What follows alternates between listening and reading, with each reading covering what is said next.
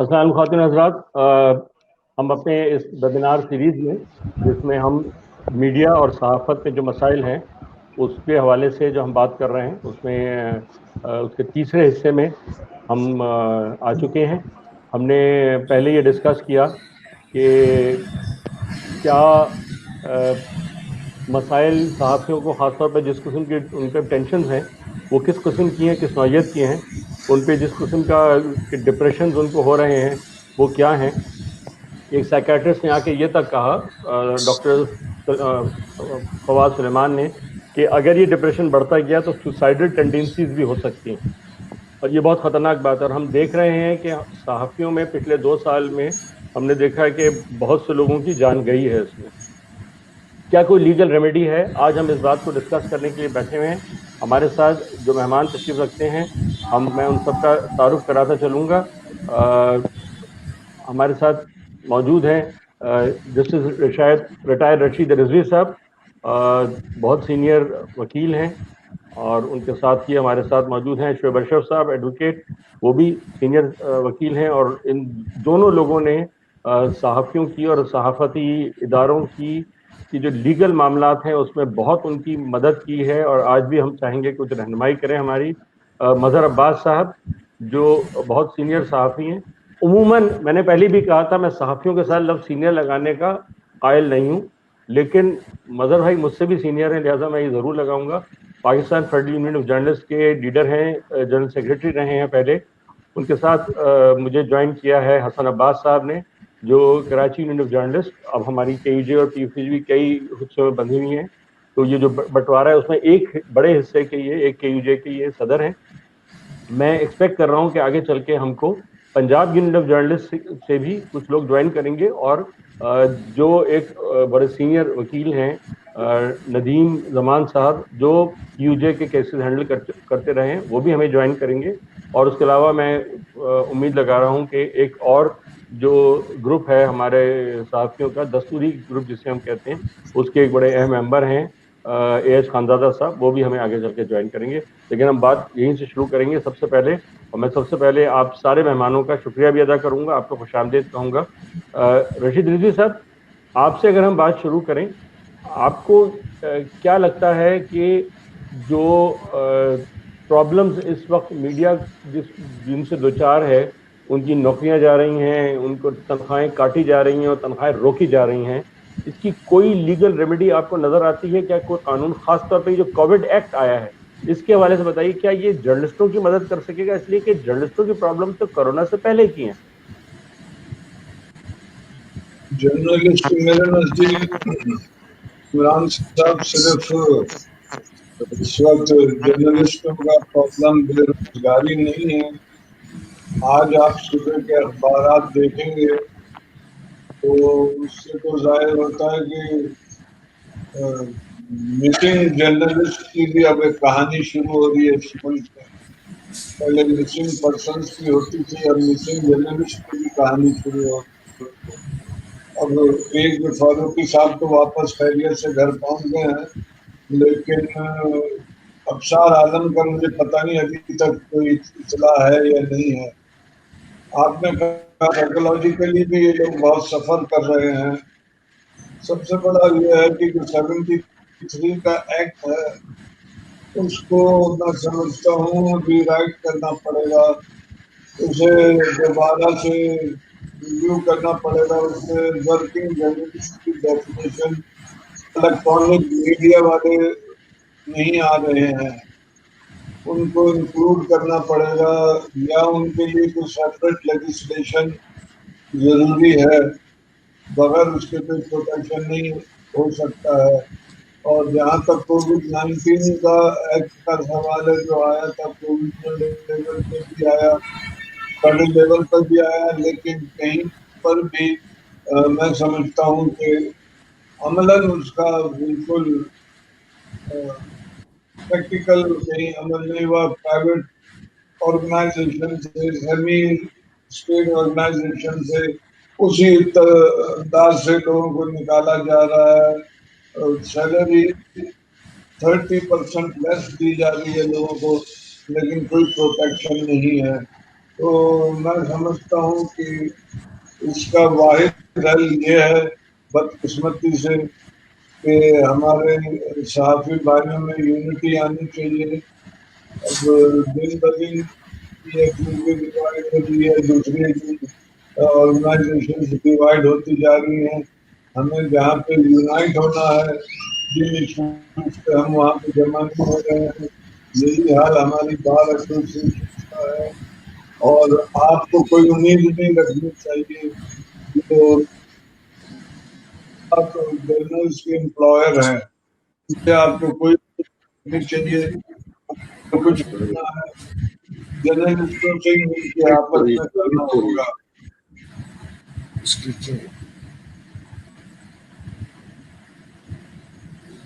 अच्छा, ये जो मसाइल हैं जो इस वक्त फेस कर रहे हैं, मैं चाहूंगा मजहर भाई थोड़ा सा आप इसको और क्लियरली बताएं कि कुछ अंदाजा है कितने सहाफी जो हैं पिछले 2 साल से, और फिर जहां से ये जब ये कोरोना शुरू होता है फरवरी 2020 से, क्या कितने ये हैं सफर कर रहे हैं, कितनों की नौकरियां जा चुकी हैं, कितनों की तनख्वाहों के सिलसिले में ये हुआ है कि काट दी गई हैं या मिल ही नहीं रही हैं 6-6, 7-7 महीने।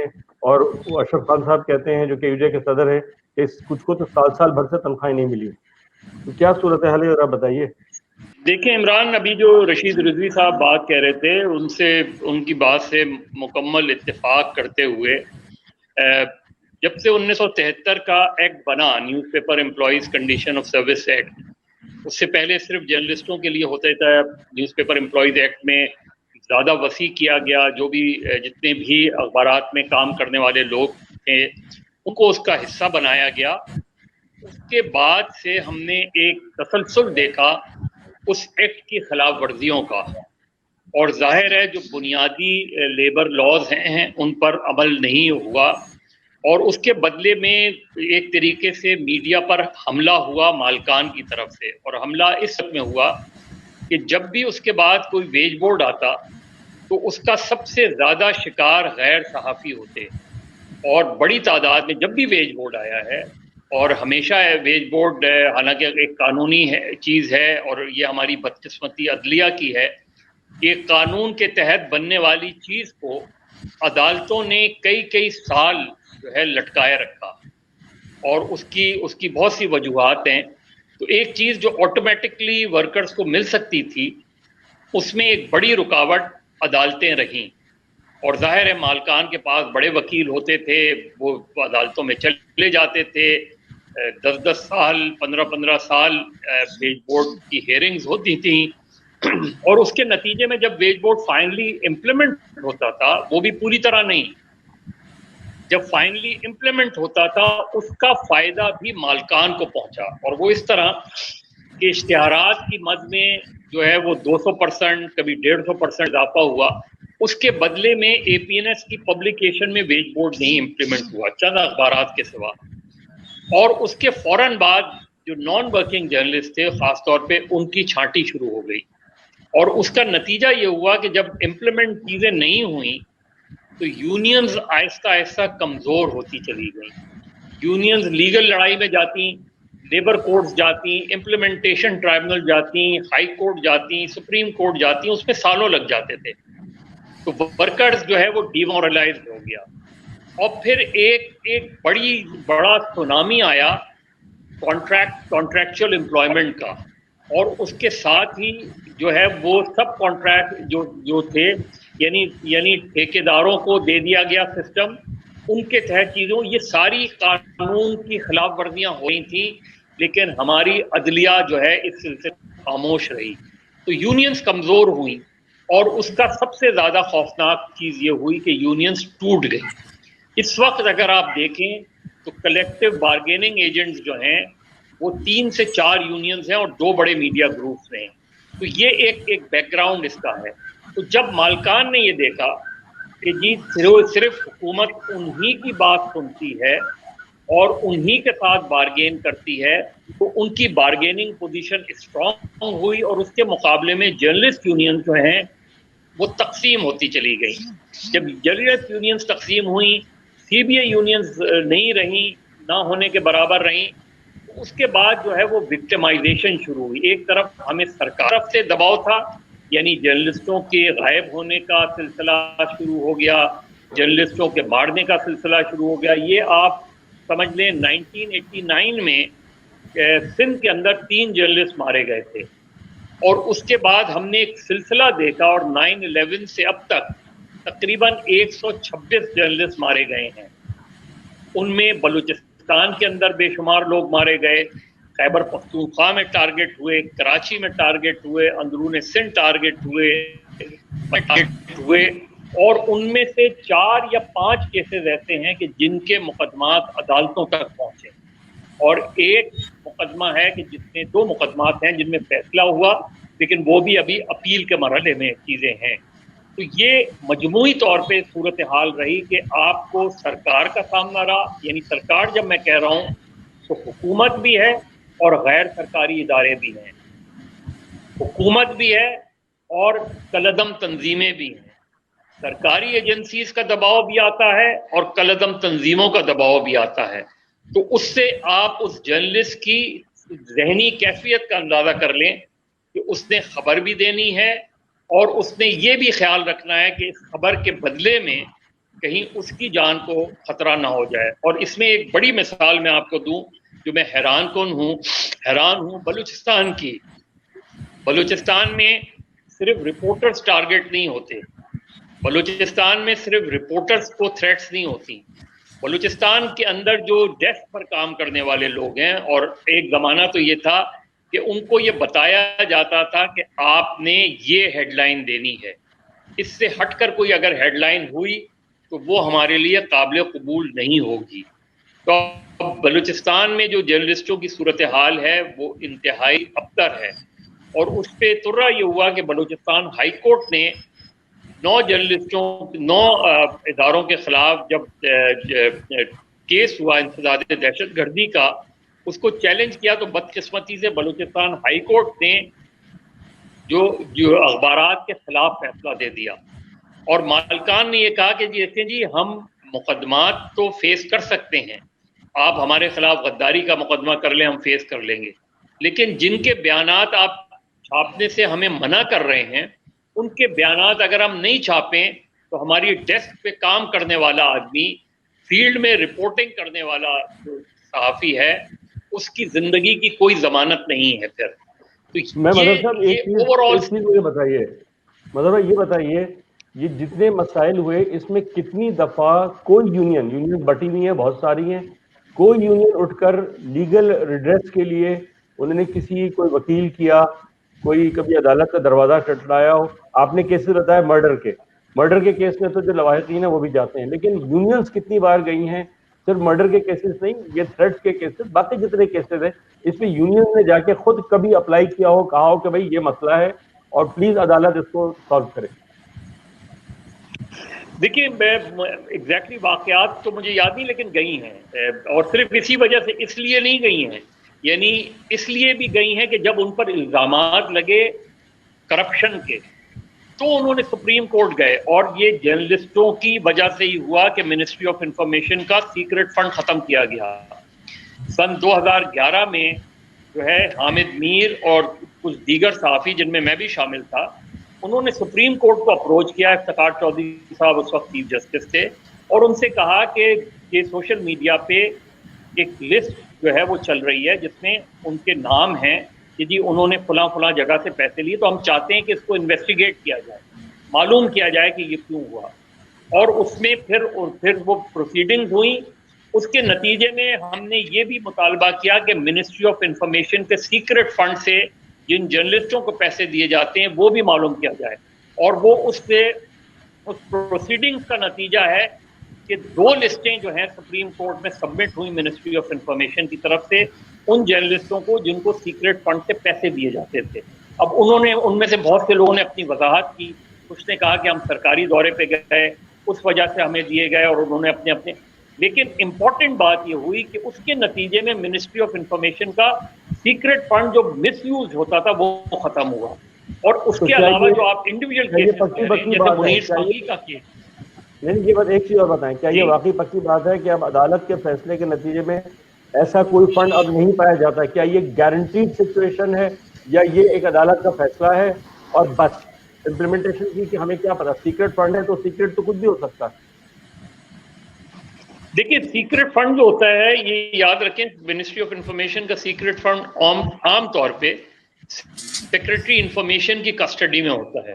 यानी इवन मिनिस्टर सेक्रेटरी के लिए जरूरी नहीं है कि वो मिनिस्टर को बताए कि फंड है। एक मरतबा अनवर महमूद साहब सेक्रेटरी ऑफ इंफॉर्मेशन थे, तो उन्होंने मुझे वो सेफ दिखाया था और उन्होंने ये कहा था कि ये चाबी है, जब मेरा ट्रांसफर होगा तो ये चाबी मैं अगले सेक्रेटरी को दे दूंगा। और उसमें उन्होंने बताया कि सीक्रेट फंड में सादा उस पे कागज पे हम ये लिख देते थे कि इस सहाफी को इतने पैसे दिए गए, उसके रीजंस नहीं लिखते थे। अब उनकी अपनी वजाहतें थी कि जी किसी की जरूरत है, किसी की वालिदा बीमार है, ये सब चीजें। लेकिन इस वक्त तक जो 2012 के बाद जो मेरी इंफॉर्मेशन है वो ये कि मिनिस्ट्री ऑफ इंफॉर्मेशन में जो सीक्रेट फंड जो सेक्रेटरी इंफॉर्मेशन की कस्टडी में होता था वो नहीं एग्जिस्ट करता। अब वो किसी और मद में दे देते हो वो अलग बात है, वो मुझे नहीं उसका इल्म। लेकिन सीक्रेट फंड ऐसा जो था वो क्योंकि उसकी कहीं ना कहीं डॉक्यूमेंटेशन होती थी किसी ना किसी हवाले से, वो चाहे हमसे और आपसे सीक्रेट रहे लेकिन होती थी। तो अब ये ऑफिशियली वो है कि वो सीक्रेट फंड ऐसा एग्जिस्ट नहीं करता। लेकिन इसके अलावा भी जिन केसेस की आपने बात की, कई केसेस हैं जिसमें यूनियंस ने अप्रोच किया। मुनीर सांगी का मुझे याद है, इवन डैनियल पर्ल के केस में कुछ जर्नलिस्टों ने टेस्टिमनी भी दी थी उसमें। और इवन इस्लामाबाद के कुछ केसेस हैं जिसमें RIUJ ने अप्रोच की। KUJ का हसन अब्बास बेहतर बता सकते हैं कि हसन अब्बास, मुझे याद है कि इन्होंने कई मुकदमात में अदालतों में गए हैं उन सहाफ़ियों के लिए। तो यूनियंस ने तकसीम के बावजूद अपने अपने प्लेटफॉर्म से बहरहाल किसी ना किसी, जाहिर अब आपकी ताकत कमजोर है तो आप किस हद तक आप वो बात उठा सकते हैं वो एक अलग बात है। क्योंकि मुझे बड़ी शर्मिंदगी हुई थी एक मरतबा जब साबिक़ चीफ जस्टिस साकिब निसार ने हरी अदालत में मुझसे ये कहा, वो गालिबन डॉक्टर शाहिद मसूद का केस था, तो उन्होंने कहा कि हम चाहते हैं कि PFUJ इसमें पार्टी बने, लेकिन मेरी प्रॉब्लम ये है कि मेरी ये समझ में नहीं आ रहा कि किस PFUJ को मैं इसमें पार्टी बनाऊं। वो उस वक्त मेरे लिए वो इंतहाई एम्बैरसिंग पोजीशन थी उसमें। अगर आपको याद हो तो बहुत पहले मजहर भाई, अगर आपको याद हो तो ये बात हमने कही थी प्रेस क्लब में बैठ के कि आराम से ये किया जा सकता है कि कौमी असेंबली आपकी PFUJ को रिकॉग्नाइज कर ले कि ये वाहिद रिप्रेजेंटेटिव बॉडी है, और उस वक्त कुछ नहीं किया गया। देखिए, सबसे अच्छी बात तो ये है, इसकी कोशिशें भी हुई। सबसे अच्छी बात यह है कि यूनियंस खुद, ये हमारे यहाँ स्टेक्स लोगों के बहुत बढ़ गए हैं, इसी वजह से वो यूनियन जो हैं अपने अपने हिसार में जो हैं वो मौजूद हैं। वरना इतना जाहिर है किसी के कोई तरह की यूनियंस वो नहीं है कि जो एक इकट्ठा नहीं हो सकती। इश्यूज एक हैं, प्रायोरिटी एक है, आपके मसाइल एक हैं। आप अगर यकजा होकर एक जबान जो है बेज बोर्ड के लिए लड़ेंगे तो उसमें जितनी ताकत है, और रशीद रिजवी साहब चूंकि ये मुकदमात लड़ते रहे हैं, उन्हें पता है कि माजी में अब्दुल कुद्दूस शेख हों, शफीउद्दीन अशरफ हों, निसार उस्मानी हों, छापरा साहब हों, ये जब होता था तो APNS को भी पता होता था, हुकूमत को भी पता होता था, कोर्ट को भी पता होता था कि PFUJ और एपनेक की एक आवाज है, लिहाजा उस आवाज को सुना जाता था। अब आपको आपकी वो अहमियत नहीं रही, ना हुकूमती सतह पर ना किसी और सतह पे। इंडिविजुअली आप जाके बात कर लें तो आपको रिलीफ मिल जाता है, किसी हद तक आपकी जो है सुनवाई हो जाती है, लेकिन एक जो मौसर आवाज होनी चाहिए वो अब शायद नहीं रही। अच्छा, ये चीज क्लियर करना बहुत जरूरी है। पिछली बार ये डिस्कशन में आई थी बात कि जो इंडिविजुअल है वो तो जा सकता है, लेकिन उसकी बिहाफ पे कौन सी यूनियन जा सकती है क्लियर नहीं था। एक कोई कुछ कह रहा था, तनवीर साहब एक बात कह रहे थे और लुबैर जरार साहब कुछ और बात कह रही थी। तो मैं चाहूंगा शोएब अशरफ साहब से इसको क्लियर करें। आपने शायद कुछ केसेस ऐसे देखे हैं जिसमें आप ज्यादा बता सकते हैं कि individual case, union case, union कौन सी, थोड़ा सा क्लियर कीजिए। जी देखिए, वो प्रोग्राम जो था आपका वो बनाया था और उसमें मसला ये था कि इंडिविजुअल जा सकता है। देखिए, बगैर इंडिविजुअल के कोर्ट में नहीं जा सकता, मेरी ये ओपिनियन है। जब आपकी पर्सनल ग्रीवियंस है, ये जो लेबर लॉज हैं ये डिवाइडेड हैं दो हिस्सों के अंदर। एक वो जो है जिसके अंदर आपकी पर्सनल ग्रीवेंस है। जो पर्सनल ग्रीवेंस है, अगर किसी को नौकरी से निकाल दिया जाता है, किसी की तनख्वाह रोक दी जाती है या और कोई मसले होते हैं, यहाँ तक कि अगर यूनियन के कामों में हिस्सा लेने पे भी आपके खिलाफ कोई एक्शन लिया जाता है तो उस सूरत के अंदर भी इंडिविजुअल का कोर्ट में जाना जरूरी है। ये बिल्कुल एक तय अमल है। अच्छा, मसला ये है कि बहुत से जो लोग हैं वो जब आते हैं अपने मसाइल के लिए या कोर्ट जाने के लिए तो उनका ये कहना होता है कि जी हम नहीं जाना चाहते, यूनियन चली जाए या KUJ चली जाए। अच्छा, इसके अंदर एक और बात समझने की है, वो ये कि यूनियन जो है, जो इदारे की यूनियन है, उसके पास तो फिर भी कुछ हुकूक हैं और कानूनी तौर पे जिसमें कि वो बाज़ मामलात के अंदर कोर्ट में जा सकती है। लेकिन जो KUJ है वो कोई कानूनी या आईनी चीज नहीं है। मतलब यहाँ पे जो 3 चेयर्स हैं वो बिल्कुल डिफरेंट। मतलब पहली जो लेबर लॉज में चीजें हैं वो इंडिविजुअल से रिलेट करती हैं, उसकी ग्रीवेंसेस को एड्रेस करती हैं। दूसरी जो है वो जो इदारे की यूनियन है उसके साथ जुड़ी हुई हैं। फिर यूनियन की फेडरेशंस हैं, उनके पास उनकी भी एक कानूनी हैसियत है। तो ये 3 चीजें अलग अलग हैं। अच्छा, कानूनी जंग के अंदर जो KUJ PFUJs जो हैं वो जो जाती मामलात हैं उसके अंदर नहीं आ सकती। वो सपोर्ट कर सकती हैं, वो आपके साथ खड़ी हो सकती हैं, वो आपके लिए डिमॉन्स्ट्रेशन कर सकती हैं, वो आपके लिए वकील से बात कर सकती हैं, वो सारी मदद कर सकती हैं। कि उनके पास कोई कानूनी हैसियत नहीं है कि कोई KUJ कोई भी हो वो जाके कहे कि जी हमारे फलाने रिपोर्टर साहब हैं या फलाने हैं, उनको निकाल दे गए है, वो नहीं आना चाहते और हम जाना चाहते हैं। तो ये बिल्कुल ऐसी पोजीशन है कि जिसका मुकदमा है, जो जिसकी ग्रीवेंस है।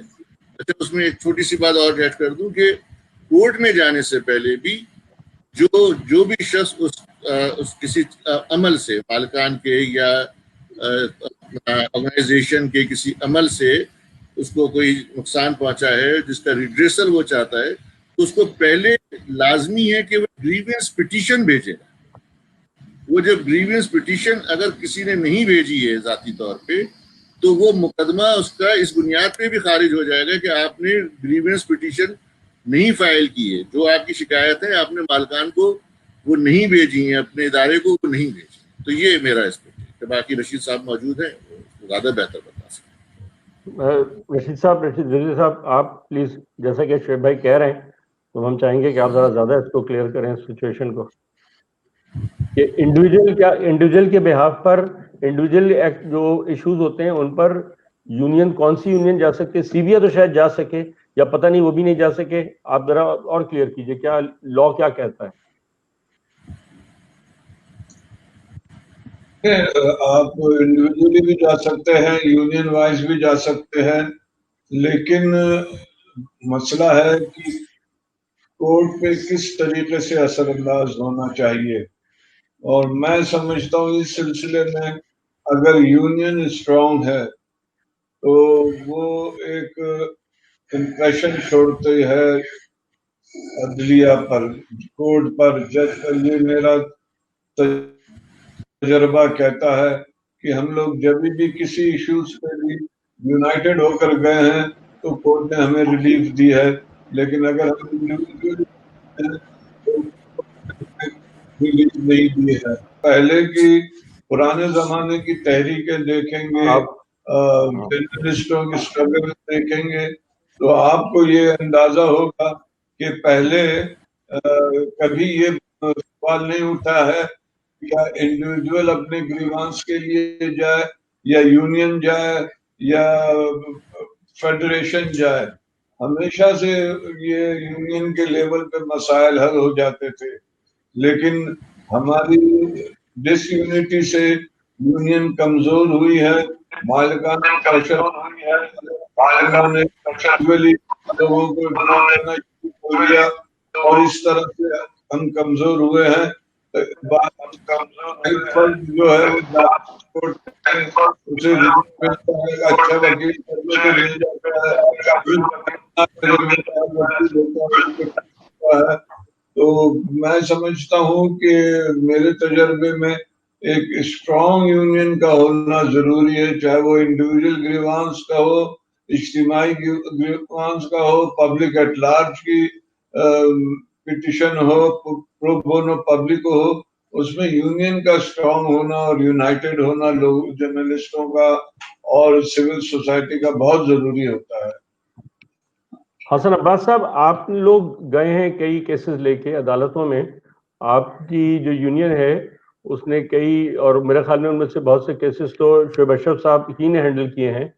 कुछ बताइए कि क्या तजर्बा क्या रहा है। एक शिकायत उमूमन अदालतों से जो आम आदमी करता है, और वो ये कि सर आप अदालत जाइए फिर तो बैठे रह जाइए, सालों बीत जाते हैं, लेकिन मेरे ख्याल में आप लोगों के साथ ऐसा नहीं हुआ।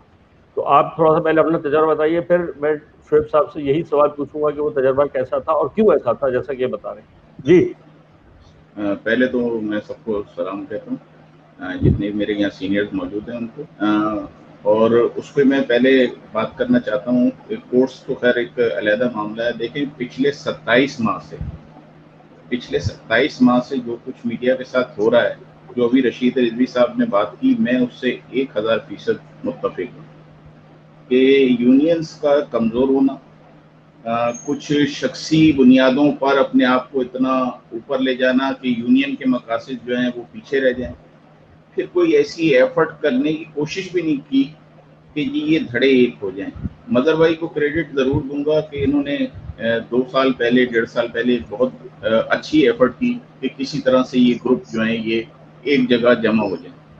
और मैं खुल के कहना चाहता हूँ कि हमारे दोस्तों ने उसमें वही सूरत हाल पैदा हुई कि वो नहीं चाहते थे कि वो अपने इन ओहदों से एक तरफ हो जाएं या कोई यूनिटी इनके अंदर बरकरार हो जाए, और अगर यूनिटी हो गई तो उनका क्या मुस्तकबिल होगा, आया वो इन ओहदों पे दोबारा आ सकेंगे या नहीं आ सकेंगे।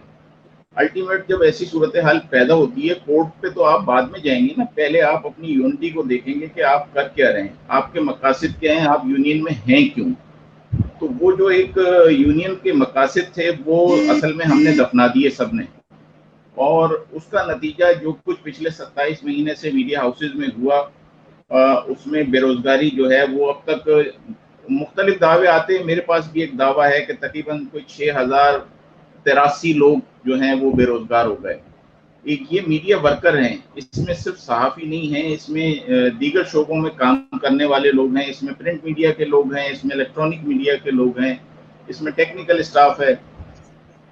कोर्ट में जाने की जहाँ तक बात है, तो मैं रशीद रिजवी साहब से जाके मिला था। असगर उमर हमारे कोर्ट रिपोर्टर हैं, वो भी हमारे साथ गए थे। शोएब भाई से भी हमने मशावरत की थी, और रशीद रिजवी साहब की ये मोहब्बत है कि वो हमेशा सहाफ़ियों के जब ऐसे मामला होते हैं तो ज़रूर वो इसमें पार्टिसिपेट करने के लिए तैयार हो जाते हैं। वो उस वक्त भी उनकी सेहत इस हवाले से कुछ बेहतर नहीं थी, लेकिन उन्होंने कहा कि आप लोग सब जमा हो और हम एक पटिशन इसके ऊपर तैयार करते हैं। जो चीज़ें उन्होंने कही वो मैंने अपने तमाम साथियों से कहा, और मैंने 1.5 महीना क्लब के अंदर जो है अपने लोगों को कहा कि आप ये हमें जो भी आपका डिसमिसल है, आपको सैलरीज डिडक्शन हुई है, जो भी है ये चीज़ें आप हमें प्रोवाइड करें, क्योंकि कोर्ट में आप क्या चीज़ प्रोड्यूस करेंगे, क्या हम रशीद रिजवी साहब को दें कि क्या हम कुछ भी जमा नहीं कर सके।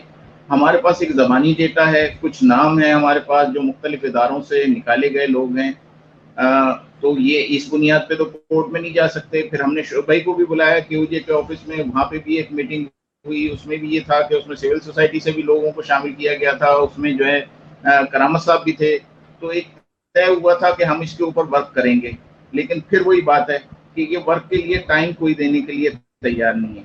तो भयानक सूरत हाल आप कोर्ट की तरफ बाद में डालेंगे, पहले हम अपने ऊपर डालते हैं इसको कि हम उसमें बिल्कुल टोटली नाकाम हुई हैं।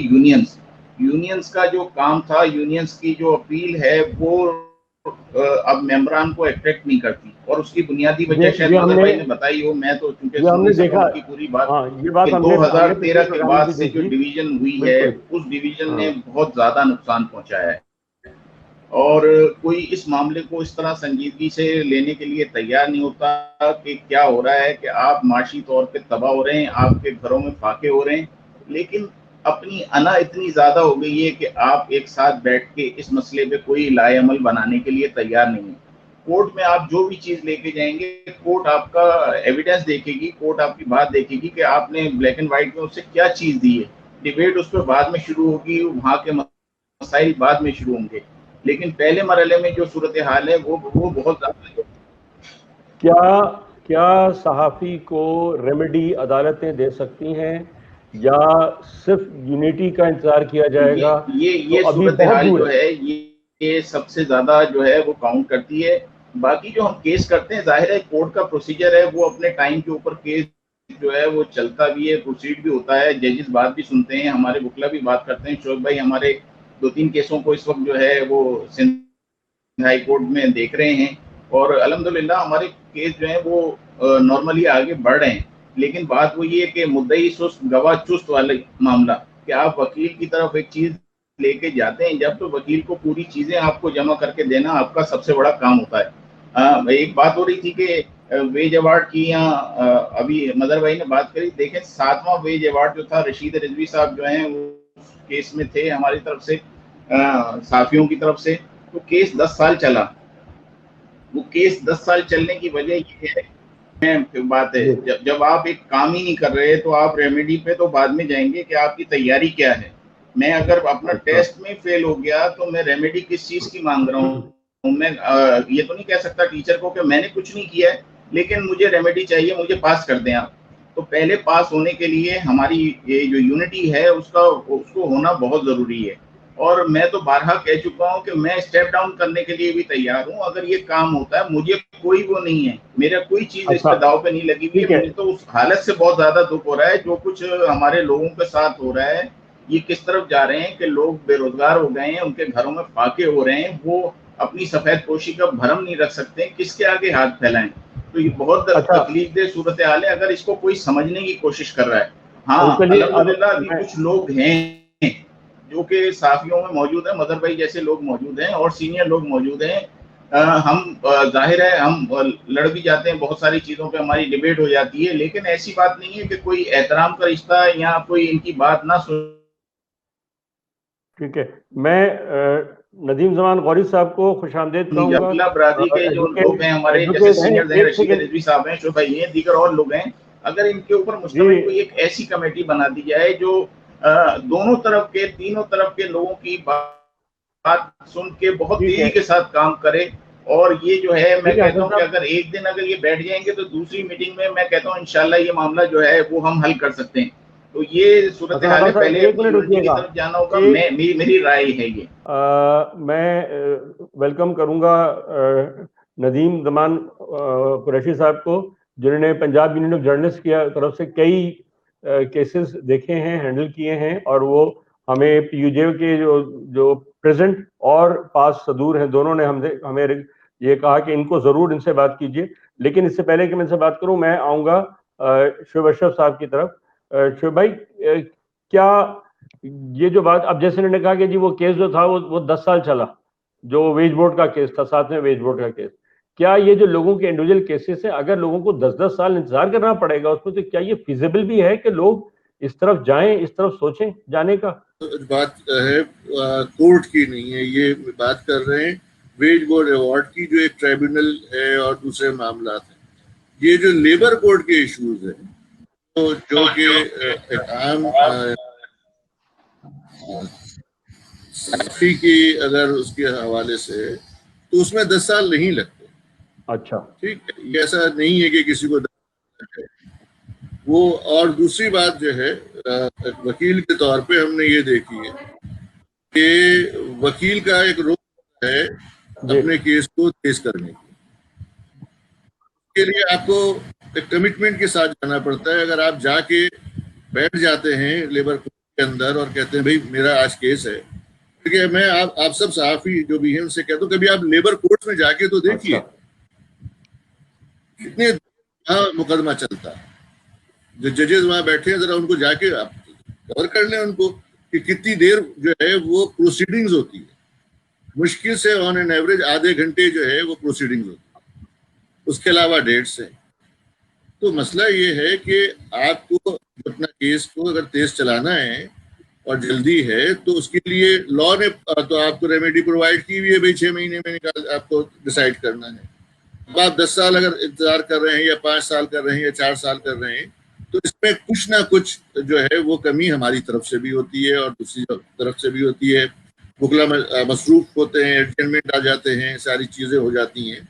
लेकिन मेरा अपना तजुर्बा ये है कि इसको वक्त को कोशिश करके कम किया जा सकता है। अच्छा, दूसरी बात जो थी कि देखिए बात ये है कि यूनियन की अहमियत से या फेडरेशन की अहमियत से कोई इनकार नहीं कर सकता। इस वक्त जो एक गैर सियासी माहौल है उसकी सबसे बड़ी वजह यही है और सबसे ज्यादा टारगेट जो किया गया है वो स्टूडेंट्स यूनियन को किया गया, यूनियंस को किया गया। यहीं से तो निकले हैं। मतलब रशीद भाई जो आज काम कर रहे हैं क्यों कर रहे हैं, दूसरे वकील क्यों नहीं कर रहे? क्योंकि यूनियन के जो लोग थे जो तलबा यूनियन से निकले। मैं अगर इस चीज में इंटरेस्ट लेता हूँ तो मेरा भी बैकग्राउंड वही है कि मैं तलबा यूनियन से और उस जद्दोजहद से गुजर के यहाँ आए। तो इसमें तो पूरे मुल्क के अंदर जो तबाही मची है और मचाई गई है जानबूझकर। और दूसरी बात जो अहम है, हमारी जो अदालतें हैं वो प्रो पीपल नहीं है, अवाम दोस्त अदालतें नहीं है हमारी। मैं ये खुल के कह रहा हूँ। मतलब आप जाएं एक आम आदमी का मुकदमा लेने के लिए तो वहां पे जो सरकारी वकील है, आप जाएं अदालतों में देखें सरकारी वकील कितनी देर गुफ्तगू करता है, कितनी देर आर्गूमेंट करता है। जिस वक्त हम 2.5 घंटे 1.5 घंटे आर्गूमेंट करते हैं वो 10 मिनट में अपने आर्गूमेंट जो है वो करके साइड पे बैठ जाता है। बाकी क्योंकि उसे मालूम है बाकी तमाम काम जो है केस कर देंगे। मतलब प्रोसिक्यूशन और हुकूमत को बचाने का काम अगर अदालतों ने ले लिया है तो उनको जरूरत ही नहीं है कि उनकी तरफ से कोई वकील आके आर्गूमेंट्स करे और उसको डिफेंड करे। मतलब यहाँ पे जो है वो 20-20 किताबें लेके जाते हैं, वो फाइल लेके आ जाते हैं और फिर भी केस जो है उनके हक में चला जाता है। तो इसकी वजूहात ही यही है कि अवाम दोस्त आम आदमी के हक के लिए जो आइन ने आपको कहा है कि एक आम आदमी का अगर हक मारा जा रहा है तो उसको प्रोटेक्ट करें। अदालतों का रवैया उससे बिल्कुल मुख्तलिफ। नजीर साहब, बस मैं ही जानना चाह रहा था आपका तजर्बा पंजाब यूनियन ऑफ जर्नलिस्ट के केसेस के हवाले से क्या रहा है? क्या पीयूजे इंडिविजुअल केसेस लेकर आ पाई है आपके पास, या वो कोई कलेक्टिव एक्शन की तरफ जा रही है? नताइज क्या निकल रहे हैं? अदालतें वहाँ पे कैसे, किस तरीके से इस वक्त सहाफ़ियों को कोई सलूशन देने की पोजीशन में हमारी वकला बरादरी है या नहीं है? कानून क्या कह सकता है? कानून कितनी मदद कर सकता है, कर भी सकता है, या हम सब सर फोड़ के रह जाएंगे? आप क्या कहते हैं? दो मुख्तलिफ चीज़ें हैं क्योंकि यहाँ पे दोनों चीज़ें मिक्स हो रही हैं। एक तो है जो आपके वेज बोर्ड अवार्ड की इम्प्लीमेंटेशन के लिए केसेस हैं जिसके लिए फरमा रहे थे कि ITNE एस्टेब्लिश किया गया है, उसने वेज बोर्ड अवार्ड की इम्प्लीमेंटेशन करनी है, ये आपको भी पता है।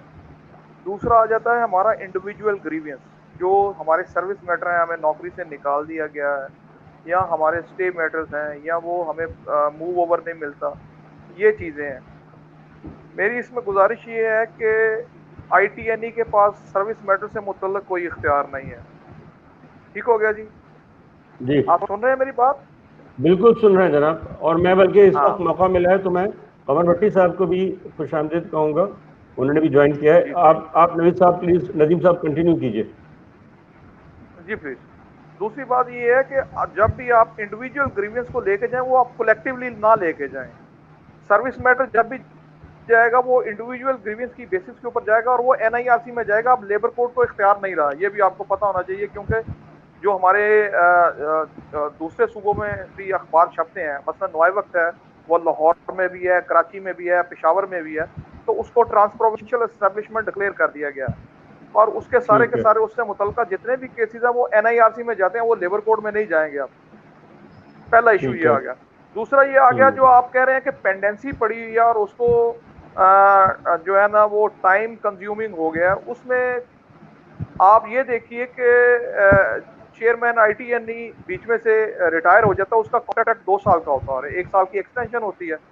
वो सही इन्होंने फरमाया कि वो आईटीएनई के चेयरमैन को उन केसेस को फौरी तौर पे फैसला कर देना चाहिए कि कानून में हर चीज लिखी हुई है, क्योंकि उसमें वेज बोर्ड अवार्ड में सिर्फ पैसे मिलने हैं आपको, और उसकी सारी की सारी तरतीब शेड्यूल में वेज बोर्ड अवार्ड के दी हुई है कि कौन से मुलाजिम को कितने पैसे मिलने हैं। उसमें जब एडमिशन आ जाता है on the part of employer, तो उसमें फर्दर एविडेंस की जरूरत नहीं रहती, वो चेयरमैन फौरी तौर पे उसका फैसला कर सकते हैं। अब ये डिपेंड करता है कि चेयरमैन साहब कितने पावरफुल हैं, क्या वो पावर्स अपनी एक्सरसाइज करना चाहते हैं या नहीं चाहते। ये बदकिस्मती है कि जो चेयरमैन आता है वो प्रो एम्प्लॉयर होता है, वो प्रो एम्प्लॉय नहीं होता।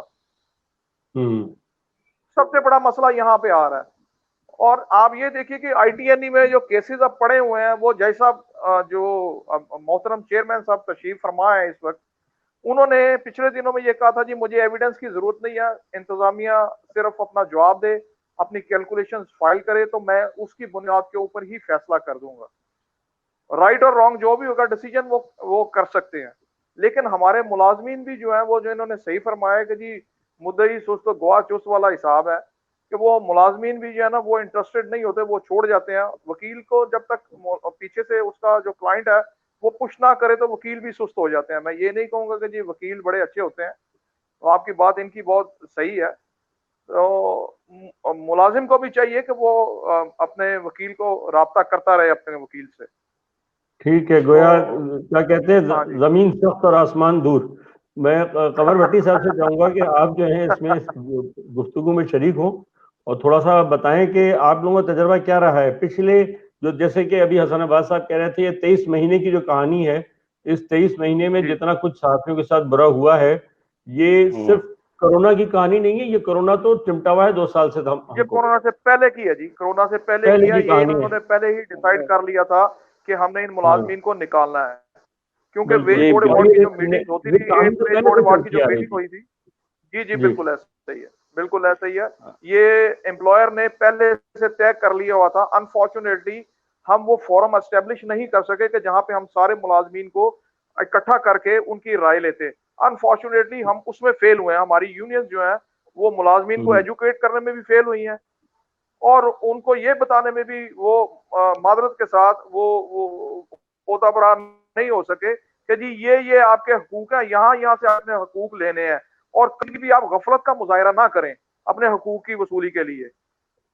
उनको फॉरम बताएं और वकला हज़रात के साथ जब आप किसी जगह पे बैठते हैं और उनसे उनकी मदद मांगते हैं तो वकला हज़रात कोऑपरेट करते हैं। ये नहीं है, मैं अपनी मिसाल आपको देता हूँ। मेरे पास जो नुआइबा यूनियन ने केसेस मुझे भेजे थे, उन्होंने मुझे रेकमेंड करके भेजा जी कि इन मुलाजमीन के पास पैसे नहीं है, ये आपको इंस्टॉलमेंट्स में पैसे दे देंगे। मैंने कहा जी ठीक है, क्योंकि मैं जानता हूँ मुलाजमीन की मजबूरियों को, तो मैं स्ट्रेस नहीं करूंगा इतना ज्यादा, लेकिन ये है कि मैं खुश होऊंगा कि इनको इनके हकूक मिल जाएं। तो मैंने तो कोऑपरेट किया और बहुत सारे लोग पैसे लेके चले भी गए, उन्होंने मुझे पैसे नहीं दिए, लेकिन मैं कोई बात नहीं, कोई मसला नहीं। चलिए ये उनको चाहिए कि पैसे। अच्छा, ये क्या सिचुएशन आप बताइए जी।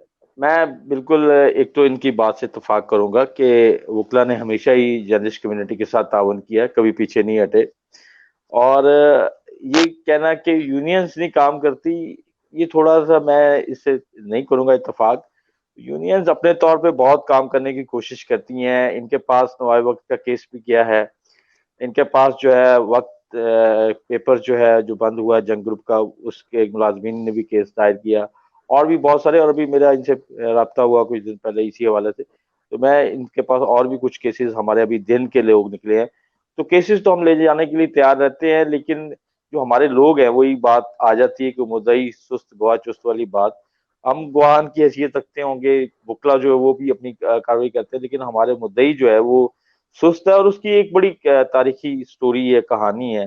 मुलाजमीन के अंदर अभी तक पाकिस्तान के इस मौजूदा अदालती निज़ाम के ऊपर कोई एतमाद जो है वो नहीं बन पाया। कभी भी हमें कोर्ट से उस तरह का रिलीफ नहीं मिला। मैं हालिया ताज़ा मिसालें दूंगा, माजी की तो छोड़ दें। मियाँ रऊफ साहब हैं, इन्हें पता है इनका केस है और पाकिस्तान का बहुत मामूली सा केस है, पैसे भी ज्यादा नहीं, 15-16 लाख रुपए। और मेरा ख्याल है 15-16 लाख रुपए अगर नहीं तो उससे आधी रकम तो कम से कम वो अपने इस केस के चक्कर में पिछले 15-16 साल से वो खर्च कर चुका हुआ है। और अभी तक फैसला जो है वो बार बार कोर्ट डिसीजन देते हुए शायद डरती है। जज साहब अपने इख्तियारात एक्सरसाइज क्यों नहीं करना चाहते? यानी एक चपसा के कोर्ट का एक नोटिस होता है, उसको चपसा करना होता है, उसको चपसा करने में भी दो पेशियां जो है वो इसी बात के ऊपर लग जाती है कि चपसा क्यों नहीं हो रहा। ना जो है वो कचहरी के अहकाम जो है इसके ऊपर अमल करते हैं, ना कमिश्नर, ना असिस्टेंट कमिश्नर, ना तहसीलदार, कोई कोर्ट के अहकामात के ऊपर अमल दरामद नहीं करता। और इम्प्लीमेंटेशन ट्रिब्यूनल का काम ही ये है कि वो अपने अहकामात के ऊपर अमल करवाए। तो जब अमल नहीं होना, जब मजीद निजामी साहब को या मुजीबुर रहमान शामी, मजीद निजामी साहब तो इस दुनिया में नहीं रहे, जब शामी साहब का वारंट गिरफ्तारी नहीं जारी होना, जब ज़ियाद शाहिद का, इमरान शाहिद का वारंट गिरफ्तारी जारी नहीं होना, उसको पकड़ने के लिए पुलिस उसके दरवाजे पे नहीं जाएगी, तो फिर कैसे होगा? इस मुल्क में वजीर आजम को तो उठा लिया जाता है, इस मुल्क में और बहुत सारे जितने भी हमारे पॉलिटिकल लीडर उन सबको जो है जब मर्जी उठा लिया जाता है। ये मामूली मुलाजम है। अब अगर हुकूमत अगर इनको सबक सिखाना चाहती है तो इनके इश्तिहारात की बंदिश भी होती है, इनको जेलों में भी डाला जा रहा है। अगर शकील उर रहमान को जेल में डाला जा सकता तो क्या एक मामूली एक मुलाजम के केस में एक मुजीबुर रहमान शामी को जेल में नहीं डाला जा सकता? ये इतने करोड़ों अरबों रुपए के जायदाद के मालिक बन गए। मतलब आप देखें कि जब पाकिस्तान खरीदा गया था तो मुजीबुर रहमान शामी के पास इतने पैसे नहीं थे कि वो उस अखबार को खरीद सके एडवांस में। रोजनामा पाकिस्तान, ये क्लियर कर दे, रोजनामा पाकिस्तान की बात कर रहे हैं आप? जी मुजीबुर रहमान शामी ने जब रोजनामा पाकिस्तान अकबर भट्टी साहब से खरीदा था तो इनके पास पैसे नहीं थे इतने।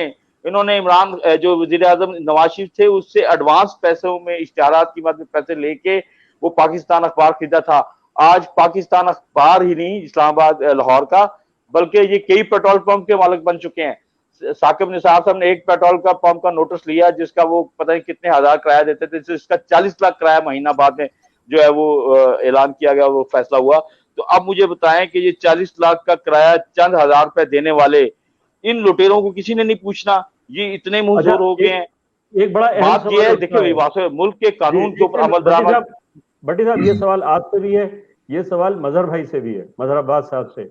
देखिए मीडिया ऑर्गेनाइजेशन के पास, अखबार के पास और टीवी चैनल के पास पैसा हो या ना हो, उसके मालिक की जेब में जरूर पैसा है। क्या कोई तरीका ऐसा नहीं है कि आप उस लिंक को एस्टेब्लिश कर सकें कि साहब ये इदारे जो हैं ये तो सोल प्रोप्राइटरशिप है, लिमिटेड लायबिलिटी कंपनी सवाए एक आध के कोई नहीं है, ये पैसा जाके ये अदालतों में जाके किया जाएगा ना, ये लीगल रिड्रेस है। इस पर कोई काम आप लोगों ने किया है कि भाई ये एक एलएलसी का ऑप्शन होता है, लिमिटेड लायबिलिटी कंपनी, जो कंपनी ऐसी होती है जो प्राइवेट लिमिटेड भी है तो उसमें मल्टीपल स्टेक होल्डर हो, लेकिन अगर इंडिविजुअल है तो फिर उसकी लायबिलिटी लिमिटेड नहीं हो सकती। अगर उसकी जेब में कहीं पैसा है तो आपकी जो क्लेम्स बनते हैं वो पे करने लाजमी है उसको। कोई इदारा ये नहीं कह सकता कि जी हम तो गरीब हैं। जंग ग्रुप गरीब हो सकता है, जंग ग्रुप के मालिकान गरीब नहीं है, और वो एक खानदान के ही चंद लोग आपस में वो हैं, वो किसी तरीके से अपनी लायबिलिटी से और किसी और के क्लेम से लीगली नहीं बच सकेंगे। आप लोगों ने इस पर बात की है क्या वकला से? और जो 3 वकला हजरात यहाँ मौजूद है, प्लीज मुझे बताया अगर मैं गलत कह रहा हूं तो। इनमें से हार्डली कोई है जो प्राइवेट लिमिटेड कंपनीज या पब्लिक लिमिटेड कंपनीज हैं, वरना बाकी जितने भी हैं ये फैमिली एंटरप्राइज हैं, इंडिविजुअल्स के नाम पर है और उनको इस तरीके से पकड़ा जा सकता है। मैं सिर्फ ये कहना चाह रहा हूँ कि इसमें बुनियादी जो चीज है, ये जैसे आपने कहा कि ये कंपनीज जो है वो अगर लिमिटेड कंपनीज हैं या जैसे इसलिए सारे लीगल जो इश्यूज हैं, इस पे बिल्कुल हम एड्रेस नहीं किया। आपने अच्छी तवज्जो दिलाई कि ये कोई मीडिया ओनर्स का तो पैसे का बहरान नहीं है।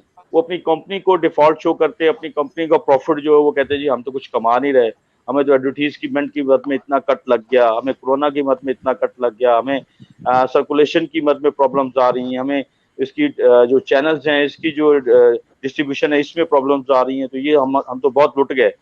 तो हम ये कहते हैं कि क्या इस मुल्क में अगर एहतसाब कोर्ट एक इदारा है, अगर दूसरे इदारे हैं जो लोगों की आमदनी के जराए चेक करते हैं, कैसे कमाया, सासाजात आमदनी से बढ़े कैसे, ये सारी चीजें क्या मीडिया ओनर्स के सासाजात चेक नहीं किए जा सकते?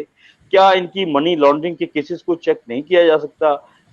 हम सारी चीज एक गरीब मीडिया वर्कर्स जो उनकी उन नुमाइंदा तंजीमों को डालने की कोशिश करते हैं जिनको हमारे वर्कर्स को सबसे बड़ा क्राइसिस ये है उनके यहाँ, वो ये सोचता है कि अगर मैं इस इदारे के खिलाफ किसी भी जगह पे अपना लीगल कानूनी हक लेने के लिए जाऊंगा तो उसके बाद ये मीडिया मालकान इतने जालिम हैं कि किसी और ऑर्गेनाइजेशन में भी मेरी एंट्री बैन कर देंगे। एक चंगा भला आप कह लें कि एंकर, जर्नलिस्ट, सीनियर सहाफी जो है, जो लाख 1.5 लाख पे होता है, वो अचानक जो है वो इस नौकरी का मोहताज हो जाता है कि उसको एक आप कह लें कि वो जॉब के लिए वो सिर्फ ये कहता है कि मुझे आप बैठने की लिए जगह दे दें। तो ये हालात जहाँ आप सैलरीज के ऊपर लोगों को ब्लैकमेल करेंगे, सैलरीज नहीं देंगे, कई माह की, नवाया वक्त की जो है 12 माह की रिपोर्टर्स की सैलरी है और 3 माह की सब एडिटर्स की सैलरी दबी हुई है और पिछले 5 माह से उनको आधी सैलरी मिल रही है। अमलन यही है कि आधी सैलरी कट लगा दिया गया, अभी ऐलान नहीं किया। किसी दिन जमींदार निजामी उठेंगे, वो कहेंगे जी कि हमने मजबूर हो गए और हमने कट लगा दिया है, और पिछले 5 माह से उनको आधी सैलरी मिल रही है। क्या ये इतने गरीब हो गए हैं? इसी तरीके से क्या दिन ग्रुप का जो महमूद सादक इतना गरीब हो गया, 6-7 माह से सैलरी नहीं दे रहा? और जो वर्कर अगर एहतजाज की बात करता है, हमारे ख्वाजा आफ्ताब साहब general secretary Punjab union of journalist के, उन्होंने वहां पे वो 6-7 वर्कर्स ने कहा जी आप जब तक हमें सैलरी नहीं यकीन जानी कराएंगे हम नहीं काम करेंगे। स्ट्राइक के नतीजे में वो 5 से 6 वर्कर सारे जो है वो अब जो है वो उनका ऑफिस में एंट्री बैन है। नेचुरली अब हम कोर्ट में जाएंगे, कोर्ट में किसी, मैं कह रहा हूँ इम्प्लीमेंटेशन ट्रिब्यूनल के जज साहब से भी मिला, मैंने उन्हें कहा कि आप खुदा के लिए वर्कर्स को, ये बेबस लोग हैं, इनके लिए कुछ करें। मैं करूंगा। 4-5 माह कोरोना में उड़ गए, अभी वर्कर्स को मजबूर किया गया, रजिस्ट्रार की तरफ से आया कि जनाब आप इस्लामाबाद में आके अपनी पेशी पे हाजिर हो। मुझे बताएं कि एक आम जिसके पास वकील को देने के लिए पैसे नहीं है, वो इस्लामाबाद में अब खुद भी जाए, वकील को लेके जाए, 15-20 हजार रुपए का खर्चा निकाले, उसके बाद भी उसका मसला हल ना हो, ये कैसे चलेगा? तो अच्छा, बजाय रिलीफ देने के, हाँ, मेरा जो पहला सवाल जो था कि ये जो मालिकान हैं ये तो कहीं से गरीब नहीं है, इनके इदारे गरीब हो सकते हैं, इदारे गरीब हो सकते हैं, कहीं से गरीब नहीं। यही रशीद साहब, मैं आपसे पूछना चाहूंगा, आप मुझे ये बताइए कि इनमें से हार्डली कोई हैं जो लिमिटेड कंपनीज हैं। मेरे ख्याल में एक आज टीवी वालों ने रॉयटर्स टेलीविजन नेटवर्क के नाम से स्टॉक मार्केट में लिस्ट किया है अपने आप को, एक जो आई टेलीविजन के नाम से लिस्ट किया हुआ है वो मेरे ख्याल में हम टीवी वाले हैं, और तीसरी जो कंपनी जिसने अपने आप को लिस्ट किया था वो CNBC पाकिस्तान थी, लेकिन वो अब नहीं है। तो ये इन दोनों के अलावा बाकी जो सारे के सारे जो है वो प्राइवेट लिमिटेड कंपनीज हैं, और इनके जो पार्टनर्स हैं वो भी इतने ज्यादा नहीं है। 2 या 3 या 5 पार्टनर बनाने से आप अपनी लायबिलिटी को लिमिट नहीं कर सकते।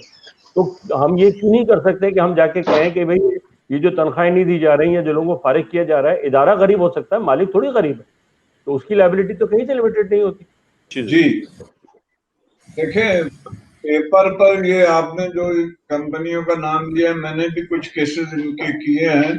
पेपर पे ये सब लिमिटेड, प्राइवेट लिमिटेड कंपनियां हैं और विद लिमिटेड लायबिलिटीज के साथ, और बज़ाहिर इनके और हैंकी पैंकी होती हैं, अंडरग्राउंड डीलिंग जो होती हैं वो उनकी फैमिलीज में पैसे जाते हैं, और इससे सब सहाफ़ी वाकिफ हैं कि इतने अखबारात में, आज ही मैं एक अखबार पढ़ रहा था उसमें इश्तिहारात ज्यादा, खबरें कम थी, तो इसके बावजूद अगर वो ये कहते हैं कि अखबारात नहीं चल रहे, हम सैलरी नहीं देना चाह रहे हैं, तो ये यकीनन उनके बिहाफ पर जो है इलीगल एक्ट है, जालिमाना कदम है, जिसके खिलाफ हमें कुछ करना चाहिए। मैं ये समझता हूँ, मैं आपसे एक फाइनल बात करना चाहूंगा कि हम लोग बात कर रहे हैं सहाफियों के मसाइल पर। 1973 में न्यूज़पेपर वर्किंग जर्नलिस्ट का एक्ट आया, उसके बाद अब तकरीबन मैं समझता हूँ 50 साल होने को आ रहे हैं, बड़ी तब्दीली आ रही है। न्यूज़पेपर आइंदा पता नहीं 5 साल, 8 साल, 10 साल बाद रहेगा नहीं रहेगा, प्रिंटिंग न्यूज़पेपर या प्रिंटिंग मैगजीन। अब सब कुछ जो है वो इलेक्ट्रॉनिक मीडिया है, उसमें सारा जम हो रहा है, और हम वेट कर रहे हैं जब तक अब आप वर्किंग जर्नलिस्ट की डेफिनेशन चेंज नहीं करेंगे, ये लॉ सरवाइव नहीं करेगा। ये लॉ सरवाइव करने के लिए जरूरी है कि हमें वर्किंग जर्नलिस्ट की डेफिनेशन पे जोर दे के इसको प्रेशर डाल के चेंज कराना पड़ेगा, जिसके लिए हमारी अभी फेडरेशन और यूनियन नजर नहीं आती कि वो यूनाइट हो गए इस बात पर कुछ तहकीक करे। कई इश्यूज पर मैंने जब लोगों से बात की है माजरत के साथ, वो ये कहते हैं तो टीवी वाले हैं, टीवी वाले कहते हैं ये तो प्रिंट मीडिया वाले हैं। ये हमारे मसाइल को बढ़ाएंगे, मसाइल कम नहीं करेंगे। इसलिए मैं समझता हूँ ये सारी डिबेट चलती रहेगी, लेकिन जब तक इस लॉ को अमेंड नहीं किया जाएगा और वर्किंग जर्नलिस्ट की डेफिनेशन को स्कोप को वाइड नहीं किया जाएगा, ये लॉ आहिस्ता आहिस्ता जो है वो इररेलेवेंट होता जाएगा, रिडंडेंट होता जाएगा, और फिर इसी तरह मालिकान जो है वो बादशाह बन जाएंगे। टीवी कोई चैनल उठा के देख ले, 10-10 मिनट कुछ इश्तिहार चलते हैं, 2 मिनट प्रोग्राम चलता है, फिर 10 मिनट इश्तिहार चलते हैं, और उनके पास 6-6 महीने से लोगों को तनख्वाह नहीं दे रहे हैं। ये सारी चीजें हमारी कमजोरी है। हम उनको तो कह रहे हैं कि ये बदमाश है, हम अपने आप में क्यों डिविजन होने दे रहे हैं? जब तक हम यूनाइटेड थे, जब तक हमारी फेडरेशन मजबूत थी, जब तक हमारी यूनियन मजबूत थी, मालिकान में ये नहीं हाल था कि ये करे। हुकूमत भी घुटने आपके सामने टेक देती थी, लेकिन हजरत से मैं कहता हूँ कि वक्त आ गया है कि हम मिलके इन चीजों पर सोचें, वरना फिर आने वाले दिनों में हमारा कोई तस्करा भी नहीं करेगा। मैं इजाजत चाहूंगा इमरान साहब। आपका बहुत बहुत शुक्रिया रशीद रिजवी साहब, आपने ज्वाइन किया था, और मैं डिस्कशन को आगे बढ़ाऊंगा। और साहब थोड़ा सा मैं यहाँ पे कहना चाह रहा था, वर्किंग जर्नलिस्ट की डेफिनेशन के ऊपर थोड़ी सी बात करना चाह रहा था मैं। जी, वर्किंग जर्नलिस्ट की डेफिनेशन इशू नहीं है इतना बड़ा, जितना बड़ा इसको मतलब हमारे यहाँ बनाने की कोशिश की जा रही है। वर्किंग जर्नलिस्ट सीधा सीधा है वो जर्नलिस्ट जो अपने किसी अखबार के लिए, अपने किसी टीवी के लिए, अपने किसी और मीडिया ऑर्गेनाइजेशन के लिए खबर लाता है, खबर देता है, और उसमें वर्किंग जर्नलिस्ट में फोटोग्राफर्स भी शामिल हैं एज ए फोटो जर्नलिस्ट के तौर पे, कैमरामैन भी शामिल है as a photo cameraman journalist के तौर पे। तो ये एक डेफिनेशन का इतना बड़ा इशू नहीं है जिसको अब हार्म करने की कोशिश की जाए। यहाँ पे इलेक्ट्रॉनिक मीडिया आ गया तो उसको इलेक्ट्रॉनिक मीडिया का वही काम जो है, एक जो रिपोर्टर टीवी का कर रहा है वही इलेक्ट्रॉनिक मीडिया का रिपोर्टर कर रहा है, वो सिर्फ अपने उसका प्लेटफॉर्म चेंज हो जाता है। इशू सिर्फ जो है वो यही है कि मालकान को किसी तरीके से इस बात के ऊपर मजबूर ये किया जाए, जो सफेद हाथी बनते जा रहे हैं, कि ये लोगों के राइट्स जो हैं उनको प्रोटेक्ट किया जाए। बुनियादी तौर पे ये रियासत की जिम्मेदारी। पाकिस्तान में इस वक्त खाली मीडिया के लोग नहीं, तमाम इंडस्ट्री जो है उसमें क्राइसिस है। आपकी जो लेबर इंडस्ट्री जितनी भी है उसमें लेबर इंस्पेक्टर की तैनाती एक अरसे से जो पेंडिंग की गई है, और ये आपकी वजारतों ने की है।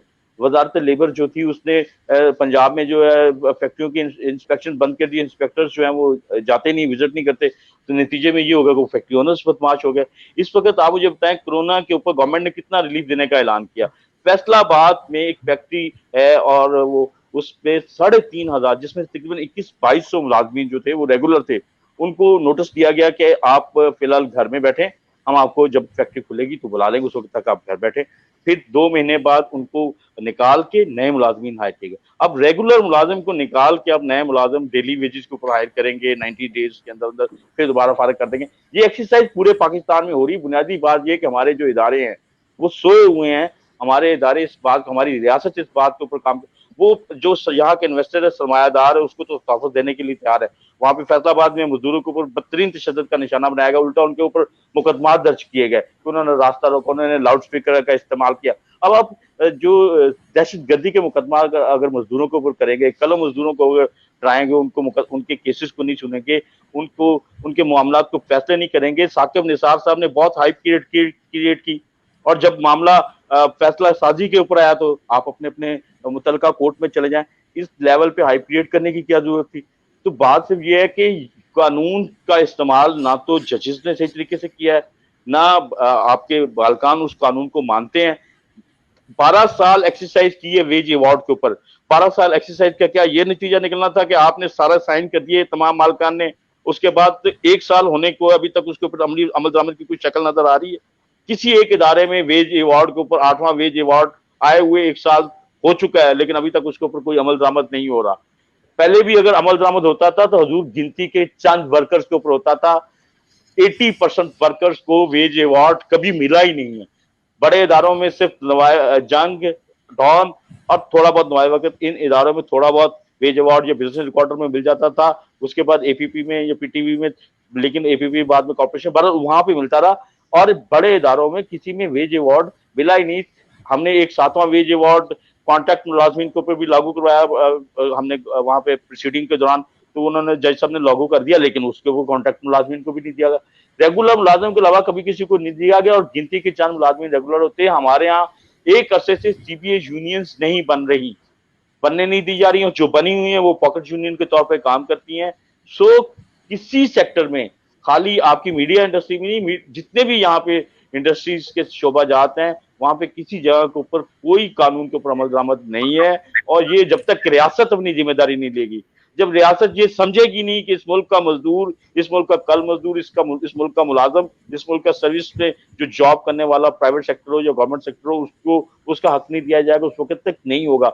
हम इस वक्त नए दौर के तकाजों की अगर बात की जाए तो मैं सिर्फ इतना कहूंगा कि नए दौर के तकाजे ये हैं कि हमारे ये जो इदारे, जैसे आपका इदारा इसके ऊपर एक हमें लीगल सपोर्ट देने की बात कर रहा है, हम एक मुशावरत कर रहे हैं, हम नए दौर के तकाजों के मुताबिक अपने जर्नलिस्ट को तैयार करें।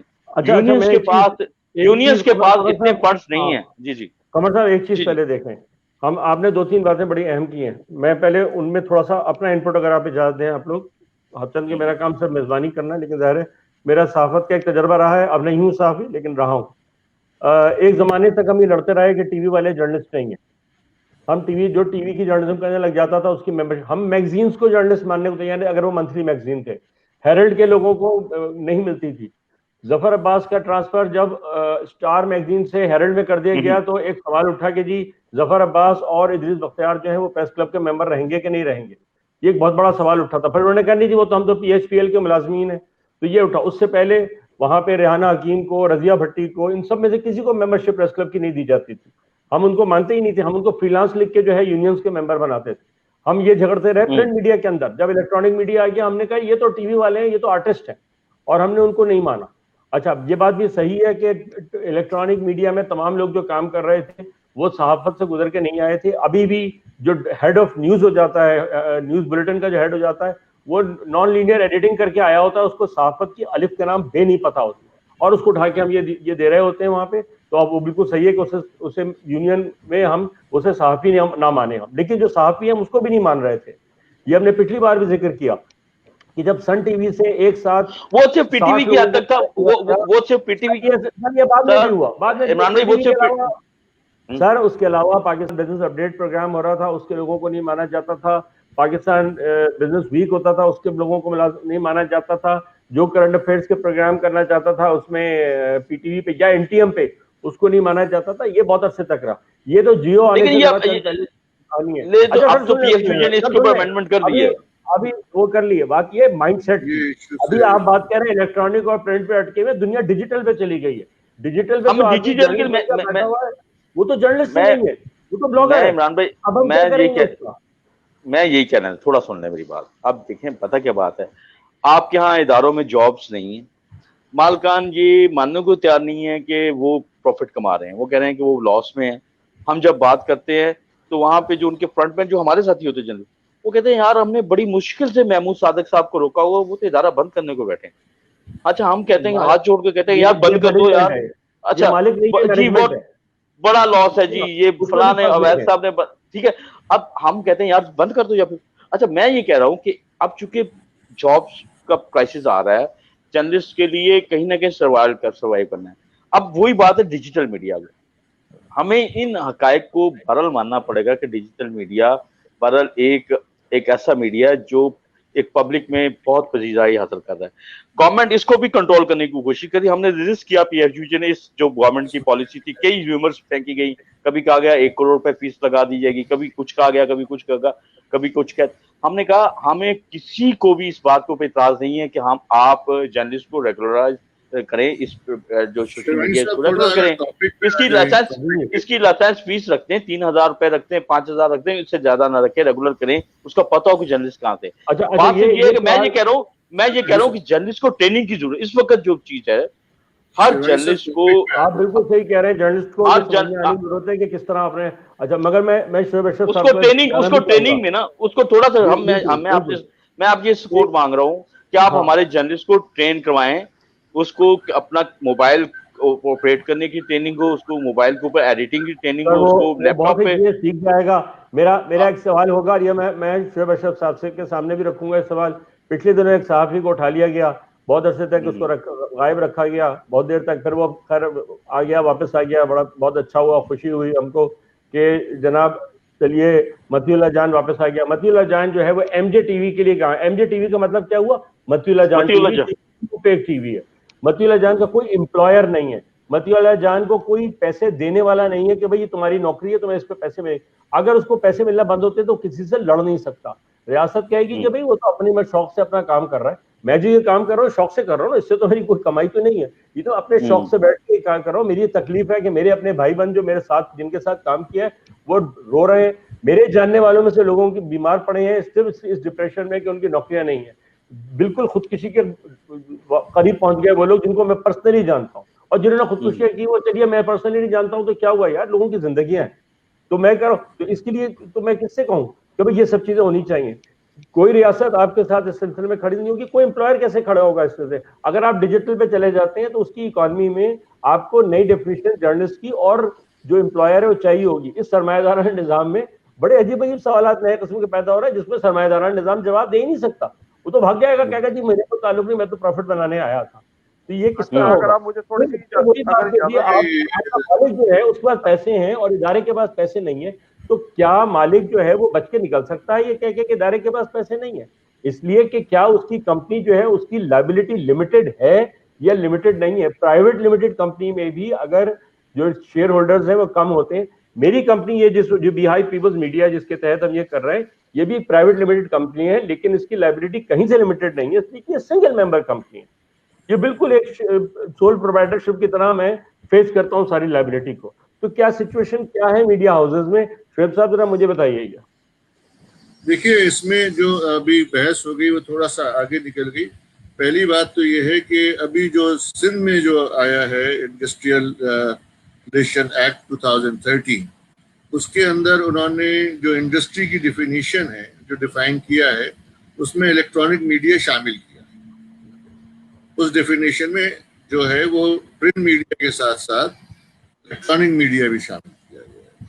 अच्छा, अब इसके अंदर जो बहस चल पड़ी है कि भाई कौन सहाफ़ी है और कौन नहीं है, तो ये तो देखिए तब्दीली आती रहेगी। अब जैसे जैसे दुनिया में, जो आपने शेरवानी साहब ने कहा, तब्दीली आती रहेगी और we have to redefine so many things, भाई अब कौन सहाफ़ी है और कौन नहीं है। असल में जो प्रॉब्लम आ रहा है इलेक्ट्रॉनिक मीडिया का और प्रिंट मीडिया का, वो आ रहा है 1973 का जो कानून है उसके अंदर। वो लिमिटेड है प्रिंट मीडिया तक, और उस कानून के अंदर तमाम लोगों को डिफाइन किया हुआ है। उसके अंदर स्टेनोग्राफर भी मौजूद है, उसके अंदर कॉपी पेस्ट जब होती थी वो लोग भी मौजूद हैं। तो वो इशू नहीं है यहाँ पे। इशू ये है कि जो 1973 का कानून था उसके अंदर एक है कि वो सिर्फ प्रिंट मीडिया के साथ। अब दूसरी जो अहम बात है वो हमारी कि हमें लीगल रेमेडीज की तरफ जो जाना चाहिए, तो वो कैसे जाना चाहिए। जो मेरी अंडरस्टैंडिंग है इस प्रोग्राम के तहत, वो यही है कि जो लोग जाना नहीं चाहते उनके, जैसे आपने कहा कि एक माफिया बना हुआ है कि अगर एक आदमी जो आता है हमारे पास, जर्नलिस्ट हो, रिपोर्टर हो, कैमरामैन हो, तो वो ये कहता है कि जी अगर मैंने केस फाइल कर दिया तो वो पर्ची चली जाएगी। और जैसे कि बैंकों में होता है कि अगर आपने डिफॉल्ट कर दिया तो तमाम बैंक के पास एक नोटिफिकेशन लीगली चला जाता है कि अब आपको कोई बैंक कर्जा नहीं देगा। तो सिमिलरली पोजीशन ये है कि खौफ ये है कि अगर मैंने केस फाइल किया तो मेरे लिए तमाम इलेक्ट्रॉनिक मीडिया, प्रिंट मीडिया के दरवाजे बंद हो जाएंगे। इस चीज के लिए ही जो हम डिफ्रेंशिएट कर रहे थे कि यूनियन कहाँ खड़ी है और इंडिविजुअल कहाँ खड़ा है, तो इस खौफ को दूर करने के लिए ही यूनियन सामने आती है, वही इन चीजों को उठाती है। इसी खौफ को दूर करने के लिए फेडरेशन सामने आती है। तो ये वाली बात इंडिविजुअल है और इंडिविजुअल अपने बलबूते पे, जब तक कि उसके पीछे मजबूत यूनियन ना करी, हमने दो बातों को मिस कर दिया। पहली बात ये कि क्या इंडिविजुअल के बगैर कोई पर्सनल ग्रीवेंस रिड्रेस हो सकती है कोर्ट के अंदर? मैं इस बात पे कायम हूं कि नहीं हो सकती। जब तक इंडिविजुअल अपनी पिटीशन नहीं फाइल करेगा, उसके बगैर ये नहीं हो सकती। अब दूसरा इशू ये है कि यूनियन कहाँ खड़ी होती है? यूनियन उसके साथ खड़ी होती है, वो उसके लिए लड़ती है और उसके लिए जो भी मामला हैं वो करती है। तो दोनों चीजें मुख्तलिफ। आपने सवाल किया लिमिटेड कंपनीज के हवाले से, मेरे ख्याल से। जी जी जी हाँ। अच्छा, देखिए मसला ये है कि ये सबको मालूम है कि ये जो शीट्स बनाई जाती हैं जिसमें प्रॉफिट दिखाया जाता है, ये सारी मैनिपुलेटेड है, बिल्कुल, इसमें कोई शक नहीं, सबको मालूम है। इशू ये नहीं है कि आप खसारे में जा रहे हैं या आप नहीं जा रहे हैं। एक आदमी, एक जर्नलिस्ट के साथ, एक कैमरामैन के साथ, एक रिपोर्टर के साथ आपने एग्रीमेंट किया है कि आप उसे तनख्वाह देंगे। मसला ये कि आपके लॉस से मेरा उससे क्या ताल्लुक है? तो कोई ताल्लुक नहीं। मैं आपको अपनी जो काम कर रहा हूँ वो तो आपको करके दे रहा हूँ। अब आप मुझसे हैं कि जी मैं लॉस में जा रहा हूँ, मैं आपको नहीं दे सकता, मैं लॉस में जा रहा हूँ, आप आपकी 20% कट कर दें। यहाँ तक है कि जी केसेस ये भी आए कि जी हम आप में से 3 लोगों को निकाल देंगे, अदरवाइज आप वॉलंटरीली अपनी जो है वो तनख्वाहें कम करवा लें। और लोगों ने किया, साफियों ने किया कि उन्होंने 10%, 20%, 30%, उन्होंने कहा भाई ये हमारे दोस्त हैं, हमारे साथ रहते हैं, इनके घर कैसे चलेंगे, उन्होंने वॉलंटरीली कर दिया, अच्छा जी हमारे आप 20%। बड़े बड़े ग्रुप्स के कर रहे हैं। तो मसला सारा यहाँ आके फंसता है कि आपके कारोबार में अगर कोई खसारा हो रहा है तो भाई मेरा घर, मेरे बच्चे क्यों सफर करेंगे उसके ऊपर? मुझे तो तनख्वाह चाहिए। लोगों ने खुदकुशियां करने की जो बात है, हर आदमी के पास जाती मकान नहीं है, और उसका जो मकानदार है वो उससे ये नहीं पूछता कि आपका इदारा कितना प्रॉफिट कमा रहा है और आपको किस वजह से तनख्वाह नहीं मिल रही। उसको तो 20,000, 25,000 जो भी उसका किराया है, जो आजकल कम से कम है, वो तो देना है ना उसको जाके। वो तो उसके लिए टेंशन है, उसके लिए वो डिप्रेशन में भी जाएगा, उसके लिए वो खुदकुशी भी कर सकता है। तो ये इश्यूज जो है ये बेजा उठाए हुए हैं। ये कोई एक्सक्यूज नहीं है कि हम तनख्वाह नहीं दे रहे, हम 3 महीने बाद तनख्वाह देंगे, हम 4 महीने बाद तनख्वाह देंगे। ये तो क्योंकि साफियों के पास वो समझते हैं कोई और चारा नहीं है, तो 2, 4, 5 बड़े ग्रुप हैं, उन्हीं के अंदर उनको आना जाना करना पड़ेगा। आप जितना उनका इस्तेसाल कर सकते हैं, एक्सप्लॉयटेशन कर सकते हैं, वो कर लें, वगैरह ही नहीं। नदीम साहब, नदीम जमान कुरैशी साहब से पूछूंगा, नदीम साहब क्या आपको लगता है कि ये जो सर्कमस्टांसेस बन रहे हैं, इसमें मालिकान इस चीज के पीछे छुप सकते हैं कि जी हमारा लॉस है? इसलिए कि एक चीज और कही जाती है, वो कहा जाता है कि जी जब प्रॉफिट होता है तो आप कहते हैं कि जी बोनस दें हमको। जब प्रॉफिट में बोनस मांगता है मुलाजिम, तो लॉस में उसको कटौती बर्दाश्त करनी चाहिए। ये आर्गुमेंट बहुत दिया जा रहा है, और ये आर्गुमेंट बहुत जस्टिफाइड नहीं, इसलिए कि बोनस भी हर जगह नहीं मिलता, लेकिन कटौती हर जगह हो रही है। और जिस मुलाजिम ने बोनस लिया उसकी सिर्फ कटौती नहीं हो रही, बल्कि जो बेचारा किसी बोनस के जमाने में नहीं आया, कटौती तो वो फेस कर रहा है। क्या ये जो मालिकान हैं ये इस वक्त बुरी मईशत के पीछे छुप सकते हैं जबकि वो काम हमसे पूरा ले रहे हैं?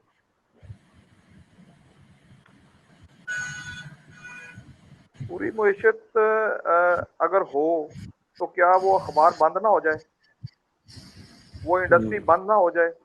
इसकी क्या वजह है कि वो बंद नहीं होती? मालकान की हद तक वो बंद नहीं होती, मुलाजमीन की हद तक वो जो है वो नुकसान में हिस्सेदार हो। इसकी क्या वजह है? इसको किसने आज तक टैकल नहीं किया? इसको किसी ने देखा नहीं आज तक कि मालिक के ऊपर उसका कोई असर नहीं आता? मालिक का जो लिविंग स्टैंडर्ड है वो तब्दील नहीं होता। कभी ये नहीं हुआ कि मालिक अपने 5 कनाल की कोठी छोड़ के किसी झोंपड़ी में आके रिहायश पजीर हो गया हो। किसी मालिक को किसी ने आज तक ये नहीं देखा कि जी मालिक के पास एक प्राडो थी, वो छोड़ के सुजुकी पे आ गया हो। कभी ये नोट किया किसी ने? ये नहीं किया। दूसरी बात मैं आपसे अर्ज कर देता हूँ, मैंने पहले भी यही बात की थी यूनियन का, जो उन्होंने कहा कि जी यूनियन हिस्सेदार है। मैंने इसी वजह से कहा था कि एम्प्लॉयर ने आपको एजुकेट नहीं करना।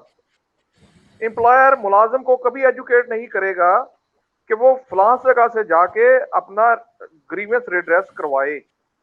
ये हमने जो वर्कर्स की यूनियन है उन्होंने ही वर्कर को एजुकेट करना है। अच्छा, दूसरी सबसे बड़ी बात जो है, इंडिविजुअल जो ग्रीवियंस है या जो इंडिविजुअल आदमी है वो अदालतों में नहीं जाता, उसकी वजह क्या है? उसकी वजह यह है कि मुलाजिम के पास, बेचारे के पास इतने पैसे ही नहीं होते। जब उसके पास पैसे नहीं होते तो वो बेचारा अदालत में जाता नहीं है।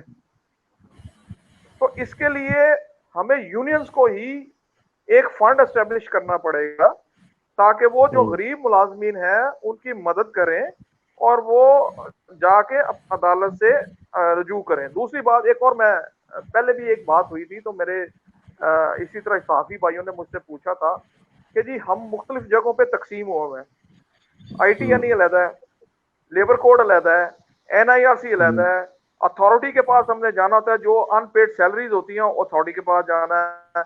अब EOBI का मसला है सबसे बड़ा, एम्प्लॉयर देता नहीं, आपको सर्टिफिकेट नहीं देता, वो भी वहां से पैसे काटता है। EOBI जब आप रिटायर हो जाते हैं तो पेंशन लगनी होती है, आपको पता है, वो आपको सर्टिफिकेट ही नहीं देता। ठीक है ना जी, वो मुलाजिम बेचारा जो है ना, वो उसको पता ही नहीं है कि मैंने कहाँ पे जाना है। ये वो चीजें हैं जो यूनियन के प्लेटफॉर्म से हम अपने मुलाजमीन को एजुकेट कर सकते हैं। दूसरी बात, मैंने उनको एक सजेशन ये दी थी कि आप ये अपनी इसमें आवाज उठाएं, गवर्नमेंट को मजबूर करें कि जनाब हमें एक फोरम एस्टेब्लिश करके दें जहां से हमें वेज बोर्ड भी मिले, जहां पे हमारे सर्विस मैटर भी डील हो और जहां पे हमारी दूसरी जो ग्रीवियंस है वो भी ड्रेस हो। इसकी वजह ये है कि जब आप चाहते हो वन विंडो ऑपरेशन, मैं अर्ज कर देता हूँ, आप वेज बोर्ड अवार्ड के लिए आपने एक एप्लीकेशन फाइल की ITNE में, एम्प्लॉयर को नोटिस गया, एम्प्लॉयर ने आपको नौकरी से निकाल दिया। अब ITNE के पास सर्विस मैटर को डील करने का इख्तियार नहीं है, वो स्टे भी दे देता है तो हाई कोर्ट वो ऑर्डर सस्पेंड कर दीजिए। ITNE तो सिर्फ वेज बोर्ड की इंप्लीमेंटेशन कर सकती है, वो आपको सर्विस मैटर से मुतल्लिक स्टे नहीं दे सकती। ये बहुत बड़ी प्रॉब्लम आई, ठीक हो गया। उसके बाद आपको फिर एक नया लिटिगेशन करनी पड़ती है, वो अनफेयर लेबर प्रैक्टिस का केस बना के आपको जाना पड़ता है NIRC में या लेबर कोर्ट में।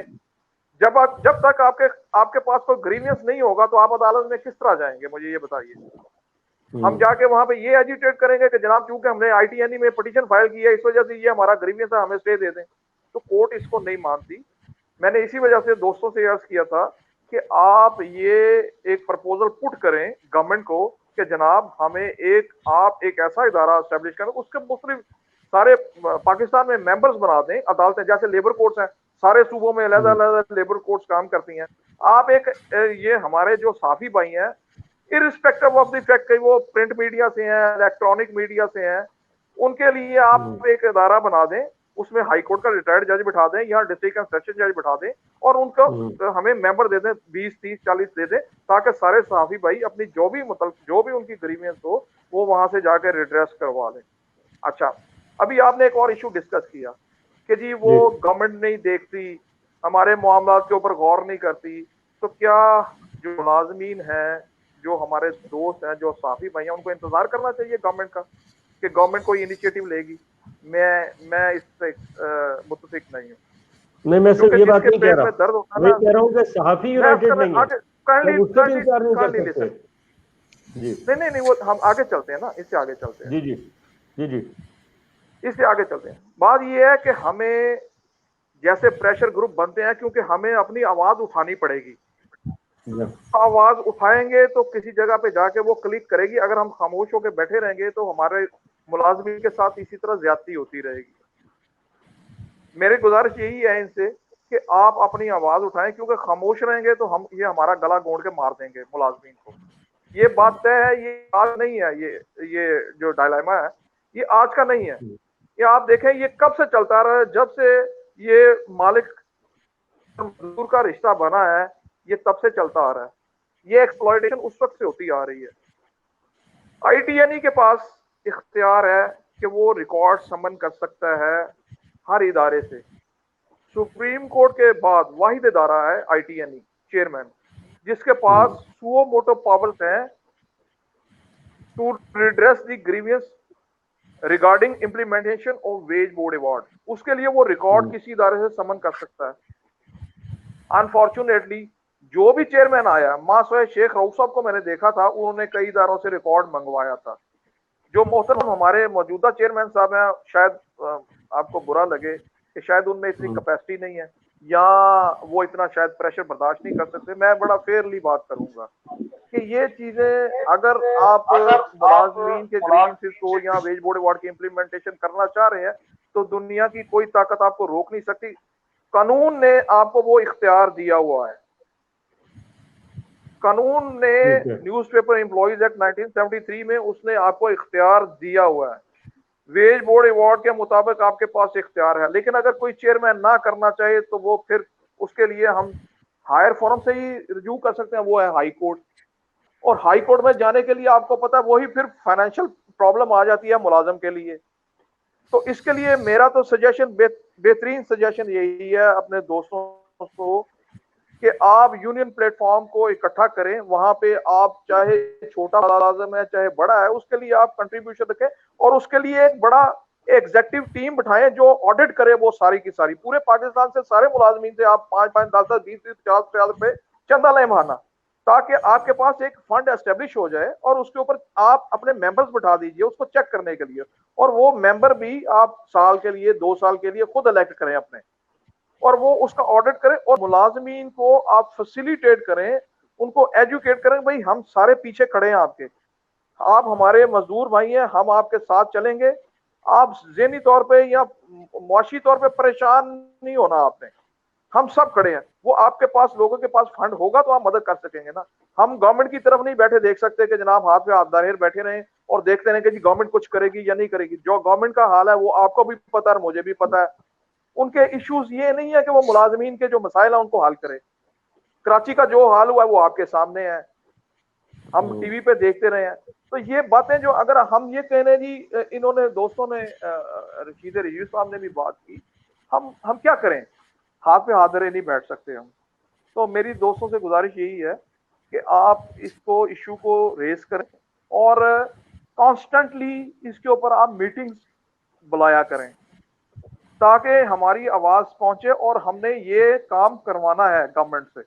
अगर हम इसी तरह ही बैठे रहे ना मुलाजमीन, तो ये काम नहीं होना, हमें जबरदस्ती करवाना पड़ेगा उनसे। तो यही मेरी गुजारिशात है। एम्प्लॉयर कहीं भाग नहीं सकता, उसके लिए बहुत सारी चीजें अवेलेबल है। सिर्फ फॉर्म आप बनवा लें। मैंने पहले भी कहा था कि आप फॉर्म बनवाएं एक, जिसके ऊपर दूसरी बात एक और, मैं जब मुझे याद आ गई इधर, एक क्लासिफिकेशन है जो हमारी न्यूज़पेपर इंडस्ट्री है, उसमें जो वर्कर की डेफिनेशन वाले हैं और जो एम्प्लॉयर की डेफिनेशन वाले आ जाते हैं बंदे। जब एम्प्लॉयर की डेफिनेशन में फॉल करते हैं कोई बंदा, उसको नौकरी से निकाल दिया जाता है, तो वो अपनी रीइंस्टेटमेंट अदालत से क्लेम नहीं कर सकता, सिर्फ वर्कर क्लेम कर सकता है।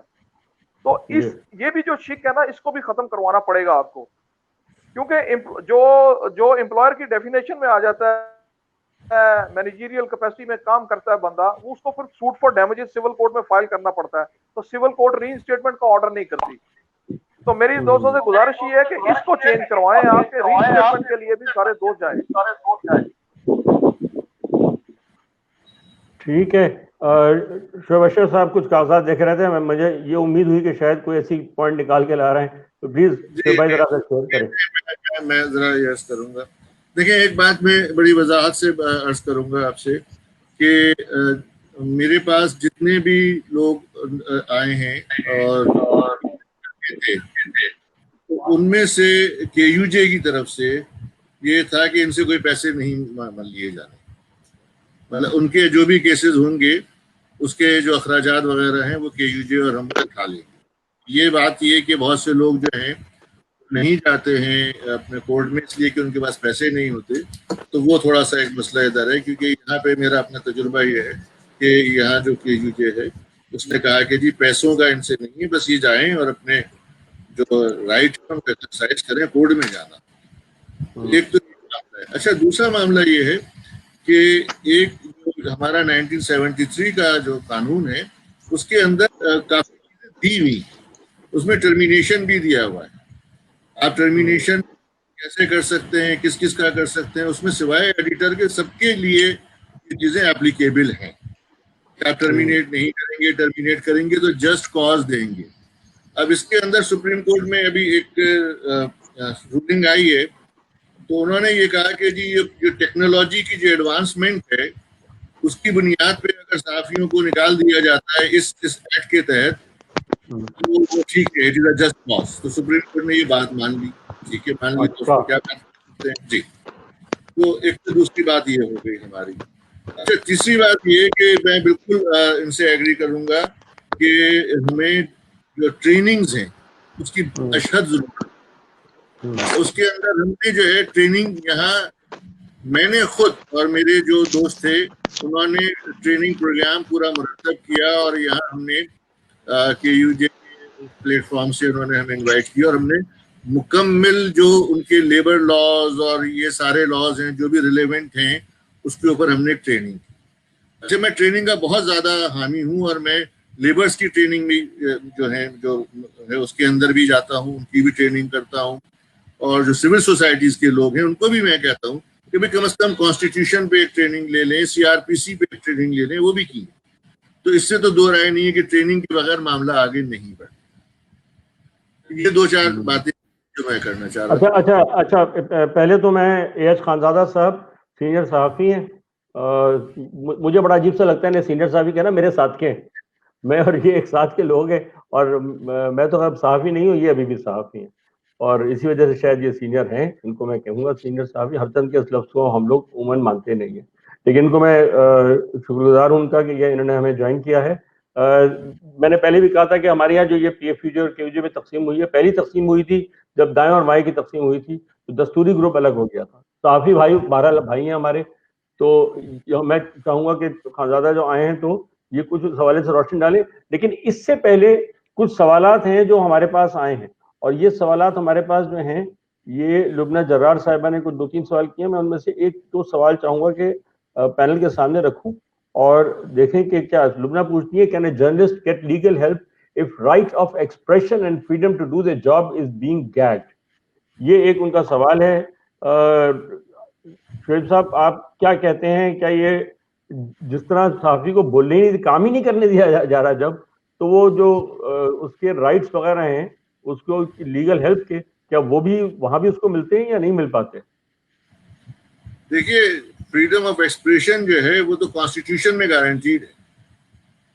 अच्छा, बाकायदा फ्रीडम। लेकिन सहाफ़ी जो है, सहाफ़ी नौकरी कर रहा है उस इदारे की जिसकी एक पॉलिसी है, और वो पॉलिसी अगर लिखी हुई नहीं है तब तो बिल्कुल क्लियर है कि उस पॉलिसी में लिखा हुआ है कि सच नहीं बोलना है, और अगर नहीं, अगर लिख कर दे दी खुदा ना खास्ता उसने, तो इतनी जगह पे उसके पास इख्तियार जो है वो छीन कर एक ऐसी जगह पहुंचा दिया जाता है जहां पर आप आज़ादी से बात कर ही नहीं सकते।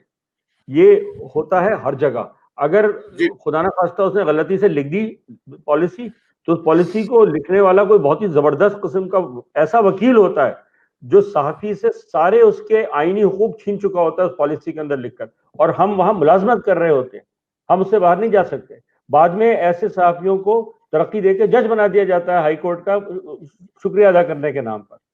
तो ये होता है और ये हुआ है। तो फिर सहाफ़ी के पास क्या एक मौका है कि वो खड़े होकर अपने ये जो फ्रीडम ऑफ एक्सप्रेशन वाला जो है, इसके लिए भी हम आपके पास जा सके? जी, फ्रीडम ऑफ एक्सप्रेशन, देखिए जो चीज कॉन्स्टिट्यूशन में आपको गारंटीड की गई है, फंडामेंटल में की गई है, उसके लिए तो आप हाई कोर्ट में जा सकते हैं, रिट पिटीशन में जा सकते हैं, पहली बात तो ठीक है, तो नहीं है। अब मसला वही है जो मैं पहले कह चुका हूं आपसे कि हमारी अदालतें जो हैं वो ना देने पे ज्यादा जोर लगाती हैं। हम लोगों को जो कॉन्स्टिट्यूशन राइट्स हैं और जो दूसरे राइट्स हैं वो ना कैसे दें, ठीक है, तो ये एक अलग मसला है। उसके लिए भी देखिए ना, मसला ये है कि आपके खिलाफ मेरा जो तरीका है कि मैं अपना पूरा केस जो है वो हाई कोर्ट के सामने या जो भी मुतल्लका कोर्ट है उसके सामने रख देता हूँ। अच्छा, जब तक वो फैसला नहीं आता मेरे हाथ बंधे हुए, लेकिन जब फैसला हो जाता है तो मेरे हाथ खुल जाते हैं। मैं उस फैसले के ऊपर जो तनकीद करना चाहूँ, जो लिखना चाहूँ, उसमें मैं आजाद हूँ। जहाँ पे उन्होंने आईनी तौर पे उसके अंदर गलतियां की हैं या दूसरे मामला की हैं, काजी फाइज ईसा साहब का आपके पास फैसला है, ठीक है, उसके अंदर 7 जजेस ने एक तरफ चले गए, 3 जजेस एक तरफ चले गए। अब वो 7 जजेस का जो फैसला है अभी आया नहीं है, लेकिन जो डिमांड किया है उसमें कितनी तनकीद हो रही है, तनकीद तो हमें बोलना उसके ऊपर। ठीक है। अच्छा, अब जो मामलात सामने आए हैं, मैं चाहूंगा कि जो एक सवाल मैं और लेना चाहूंगा कि अगर ये कहती हैं, और ये भी लुबना का ही सवाल है, if a journalist does not want to go through union, will they be able to get rights? Most people are scared to speak up because the organization will take action against them. What can a journalist do in this situation? और ये हमने कहा कि जब तक union पीछे खड़ी नहीं होंगी और बहुत मुश्किल हो जाता है इंडिविजुअल के लिए, लेकिन अगर सहाफ़ी कहता है मैं इंडिविजुअल तौर पे जाना चाहूँ, मैं यूनियन के साथ ना जाऊँ, तो भी वो फंसा हुआ होता है। मैं चाहूंगा कि नदीम कुरैशी साहब इस पर कुछ बात करें, इसलिए कि नदीम साहब ने इस पर थोड़ी सी जिक्र भी किया था, तो जरा ज्यादा एलैबोरेट करके बात करें। फिर मैं खानजादा साहब की तरफ आऊंगा, इसलिए कि बड़ा की क्वेश्चन मेरे पास इनके लिए रखा हुआ है। जी नदीम साहब। अच्छा, बात ये है कि वो अगर वो प्लेटफॉर्म इस्तेमाल नहीं करना चाह रही तो उनको किसने रोका है? तो अपना इंडिविजुअली पावर एक्सरसाइज करे और स्पीकिंग पावर एक्सरसाइज को वो अपना दें, सारे मामला करें। हाँ, कल को जब उनको प्रॉब्लम होगी तो वो क्या वो फेस कर लेंगी वो यूनियन के बगैर? ये भी एक सवाल है, उनसे पूछ लीजिए। ठीक हो गया। दूसरी कल बात ये आएगी कि जब फाइनेंशियल क्रंच आएगा या फाइनेंशियल प्रॉब्लम आएगी उनको, तो क्या वो इस कैपेसिटी में होंगी कि वो उसको एक्सपेंसेस को मीट कर सके? ठीक है, ठीक हो गया। दूसरी बात है, एक और तरफ आ जाते हैं, ये तो बात आ गई कि वो यूनियन के प्लेटफॉर्म को ज्वाइन ना करें, बिल्कुल ना करें, ये उनकी मर्जी है। यूनियन वाले कोई जबरदस्ती उनको मेंबर तो नहीं बनाते अपना। सही बात है। किसी इंडिविजुअल को यूनियन फोर्स तो नहीं करती कि आप हमारे मेंबर बन जाए। सही बात। ना ही आपको पता है कि कानून में है कि जी किसी को जबरदस्ती मेंबर बनाया जा सकता है, वो ना करें अपना। ठीक है। अगर वो एम्प्लॉयर के देखे ना, अगर कलमा हक कहना है, जब किसी ने कलमा हक कहना है तो फिर शहादत के लिए भी तो तैयार है ना। सही बात है। क्या आप ये कहें कि जी हम शहादत के लिए तैयार नहीं है, हम कलमा हक भी कहना चाहते हैं लेकिन हमें वो भी कुछ ना, तो उसके लिए तो फिर भाई जी जिहाद करना पड़ेगा। तो जिहाद के लिए अगर तैयार है तो ये सारे ऑप्शन आप एक्सरसाइज कर लीजिए, लेकिन बाद में फिर ब्लेम नहीं करना किसी को कि जी हमारे साथ कोई खड़ा नहीं हुआ। सही बात है। फिर हमारे पास ये ऑप्शन नहीं रहेगी कि जी फलां बंदे ने हमारा साथ नहीं दिया। बहुत अहम सवाल है। बहुत अहम सवाल आपने साहब से पूछा है। अच्छा, और अब मैं चाहूंगा कि वाइंड अप करने के लिए हम जा रहे हैं। मैं अब खानजादा साहब को एक सवाल करूंगा और उसके बाद मैं चाहूंगा कि फिर हम ये एक डिस्कशन जो है, ये हमारे पास दो हमारी जो ओरिजिनल डिवीजन थी राइट और लेफ्ट की, हालांकि सहाफी ना लेफ्टिस्ट होता है ना राइटिस्ट होता है, वो सिर्फ जर्नलिस्ट होता है। तो इस वक्त हमारे पास दो सहाफी रहनुमा मौजूद हैं, तो ये दोनों के सामने मैं ये सवाल रखना चाहूंगा। अभी जो डिस्कशन हुआ है अब तक का, उसमें सबसे अहम बात यह आई है कि जनाब अगर यूनियंस की स्ट्रेंथ और फोर्स जो है वो इस्तेमाल की जाएगी, तो आप इंडिविजुअल केसेस तो इंडिविजुअली भी अगर आपने लगाए हैं तो उनको भी उनमें भी आप आगे बढ़ सकते हैं और वक्त इतना शायद ना लगे। हर चंद के वाकई हालात बहुत बुरे हैं, जुडिशरी भी जरूरी नहीं कि आपके फेवर में जाए, और बल्कि ज्यादा पॉसिबिलिटी ये है कि वो आपके खिलाफ ही खड़ी हो। लेकिन फिर भी अगर प्रेशर होगा, आपके पीछे तंजीमी अगर जोर मौजूद है, ताकत मौजूद है, तो आप आगे जा सकते हैं। क्या आपको लगता है कि कोई इस किस्म की पेशरफ्त हो सकती है कि जब अदालत की तरफ जा रहा है कोई शख्स, तो सारी यूनियंस अपने डिस्प्यूट्स को, डिफरेंसेस को, डिविजन्स को छोड़कर आकर उसके साथ खड़ी हो जाएं? खानजादा साहब, क्या ये मुमकिन है? क्या ये पॉसिबिलिटी कहीं से नजर आती है? रहमान रहीम, शेरवानी साहब और मेरे तमाम जो अहबाब मौजूद हैं, एक तो मैं ये वजाहत करना बहुत ज़रूरी समझता हूँ कि जो PFUJ तकसीम हुई, उसकी बराह रास्त तकसीम के नतीजे में दस्तूर अमल में नहीं आई। PFUJ की तकसीम की अगर असल कहानी अगर आपको समझ में आए तो ये है कि जो PFUJ के अकाबरीन थे, उन्होंने कई बरस तक इलेक्शन नहीं कराए, मैं किसी का नाम लिए बगैर कह रहा हूँ, और उसके नतीजे में खैबर यूनियन ऑफ जर्नलिस्ट यानी पेशावर वालों ने आइन का सहारा लेते हुए इलेक्शन कराए, और उस इलेक्शन के नतीजे में एक शख्स जो रोजनामा मशरिक से ताल्लुक थे और अब इस्लामाबाद में जियो से ताल्लुक रखते हैं, अब्दुल कय्यूम सिद्दीकी, इनके वालिद होते थे रशीद सिद्दीकी साहब। रशीद सिद्दीकी रोजनामा मशरिक के मुलाजिम थे, वो PFUJ के सदर मुंतखब हो गए। अच्छा, जैसे ही अब्दुल रशीद सिद्दीकी के सदर मुंतखब हुए, जियाउल हक ने मार्शल लगा दिया। मशरिक सरकार का अखबार था। अब्दुल रशीद सिद्दीकी उनकी PFUJ को सरकारी PFUJ तस्लीम कर लिया गया, तसव्वुर कर लिया गया। उसके बाद जियाउल हक के पूरे अरसे में रशीद सिद्दीकी ने भी इलेक्शन नहीं कराए, जिसका वही नतीजा निकला जो निकलना था। फिर कुछ आमिल सहाफ़ी से वजूद में आई, दस्तूर वजूद में आई, तो दस्तूर को के जो प्रेसिडेंट थे एक फकीर मनश आदमी थे नियाज अहमद मदनी। नियाज अहमद मदनी उसके प्रेसिडेंट मुंतखब हो गए। और बदनसीबी ये है कि नियाज अहमद मदनी रोजनामा जसारत में मुलाजिम थे, उनको जमात इस्लामी का ऑफशूट तसव्वुर कर लिया गया। मैं बहुत सरीह कल्ब के साथ कह रहा हूँ कि न नियाज मदनी ने PFUJ दस्तूर जमात इस्लामी की ईमा पे बनाई थी, और सिद्दीकी ने रशीद सिद्दीकी ग्रुप जियाउल हक के कहने पे बनाई थी। ये तो मारूजी हालात थे, खुद ब खुद होते चले गए। आज की PFUJ के 6 धड़े हैं, 6 धड़े हैं PFUJ के। हर शख्स ने अपनी अलग दुकान खोली हुई है। मेरा सवाल ये है कि आपकी बात बिल्कुल ठीक है कि जब तक ये सारी दुकान बंद होके एक बड़े स्टोर की सूरत नहीं इख्तियार करेंगी, जब तक सहाफियों के मसाइल न हल हुए हैं न हल होंगे। इसमें तो बहुत सारे लोग जो है नए सेल्समैन आ गए। साहब एक सेकंड, ये बहुत लंबी कहानी हो जाएगी, ये पता नहीं कब इकट्ठी होंगी। इकट्ठी नहीं, आपने जब शेरवानी साहब इंट्रो दिया था, आपने जब इंट्रो दिया था, इंट्रो ही ये था कि PFUJ, शेरवानी साहब आपका इंट्रो ये था कि सहाफियों की तकसीम KUJ दस्तूर की वजह से अमल में आई। ऐसा नहीं है भाई, KUJ दस्तूर को आप इसको PFTV का टॉक शो न समझे, एक मसले हल की तरफ ले जा रहे हैं। मसले के हल की तरफ पहुंचने जो बात हुई अब तक वो ये है कि अगर कोई एक जाता भी है अदालत से, तो जितनी यूनियन हैं 6 जो हैं वो 6 के पीछे खड़े हों तो अदालत में उसका वजन।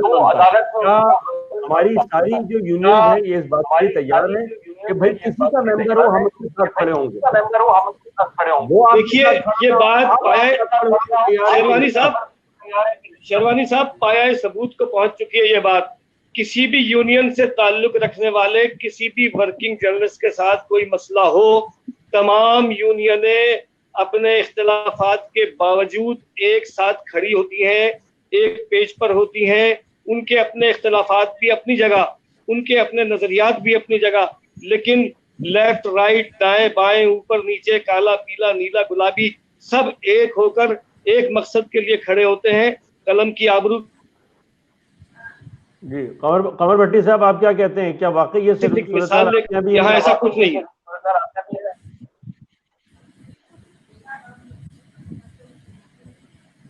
हवाला दिया। मैं थोड़ी ये बात करूंगा कि जो हालिया ब्रेक आया यूनियन के अंदर, वो सूरत-ए-हाल जो है उसकी कुछ और वजूहात हैं। और पीछे हमारे सीनियर्स ने, हुसैन नकी साहब ने भी और बाकी हमारे जितने सीनियर्स थे उन्होंने वहाँ पे पेशावर में कोशिश की PFUJ के करने की, वो एक इलेक्शन कराने की भी कोशिश हुई, लेकिन वहाँ पे लोग अपने अपने मौक़िफ़ पे डटे रहे। नतीजे में वो एक मुश्तरका इलेक्शन ना हो सका। और उसके बाद फिर क्वेटा में हम लोगों ने एक कोशिश की, अल्हम्दुलिल्लाह उस कोशिश के नतीजे में एक इलेक्शन हुआ, लेकिन धड़ेबंदी जो थी वो एक आप कह लें कि उसको धड़ेबंदी रहे, मैं तो कह रहा हूं अभी नहीं हो सकता। लेकिन अच्छा और लेकिन ये है कि मैं ये कहूंगा कि अल्हम्दुलिल्लाह जो इस वक्त मौजूदा PFUJ जिसके सदर शहजादा जुल्फ़कार, जिसको मैं रिप्रेजेंट करता हूँ, तासिर अली साहब जिसके सेक्रेटरी हैं, ये इलेक्शन का प्रोसेस बहरहाल इसमें इस यूनियन में मौजूद है।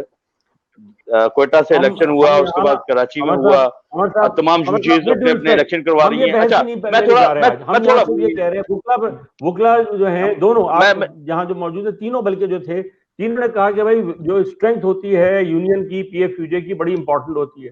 अगर पीएफयूजे की स्ट्रेंथ, सारी पीएफयूजे सारी उनकी स्ट्रेंथ आके खड़ी हो सके तो क्या ये कोई सोल्यूशन की तरफ जा रहे हैं? एक सेकंड, शोएब अशरफ साहब जो है कुछ कहना चाह रहे हैं, मैं एक सेकंड के लिए उनसे पूछ लूं क्या कह रहे हैं, और फिर मैं आपसे सवाल पूछूंगा। मैं यस कह रहा था कि मैं इजाजत चाहूं अगर मेरा कोई। बिल्कुल, हमने जो आपसे वक्त आपसे मांगा था पूरा हो गया है। आपका बहुत बहुत शुक्रिया। और बहुत शुक्रिया, बहुत अच्छा लगा। आप सब लोगों का शुक्रिया। आप सब लोगों से बात करके बहुत अच्छा लगा, बहुत कुछ सीखने को मिला मुझे। बहुत धन्यवाद। Thank you sir.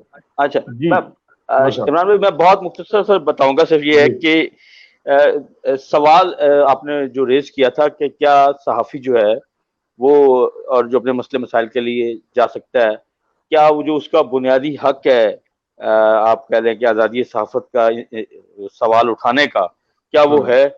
असल बात यह है कि इस वक्त हमारी यूनियन जो धड़ेबंदियों का भी शिकार है, ये जो हमारे बाकी मसाइल आ रहे हैं उसमें मेजर इशू यही आ रहा है कि हमारा जो सवाल करने का हक है ना वो छीना जा रहा है और वो कबूल नहीं किया जा रहा माशरे के, हमारी सोसाइटी के तमाम तबकात की तरफ से।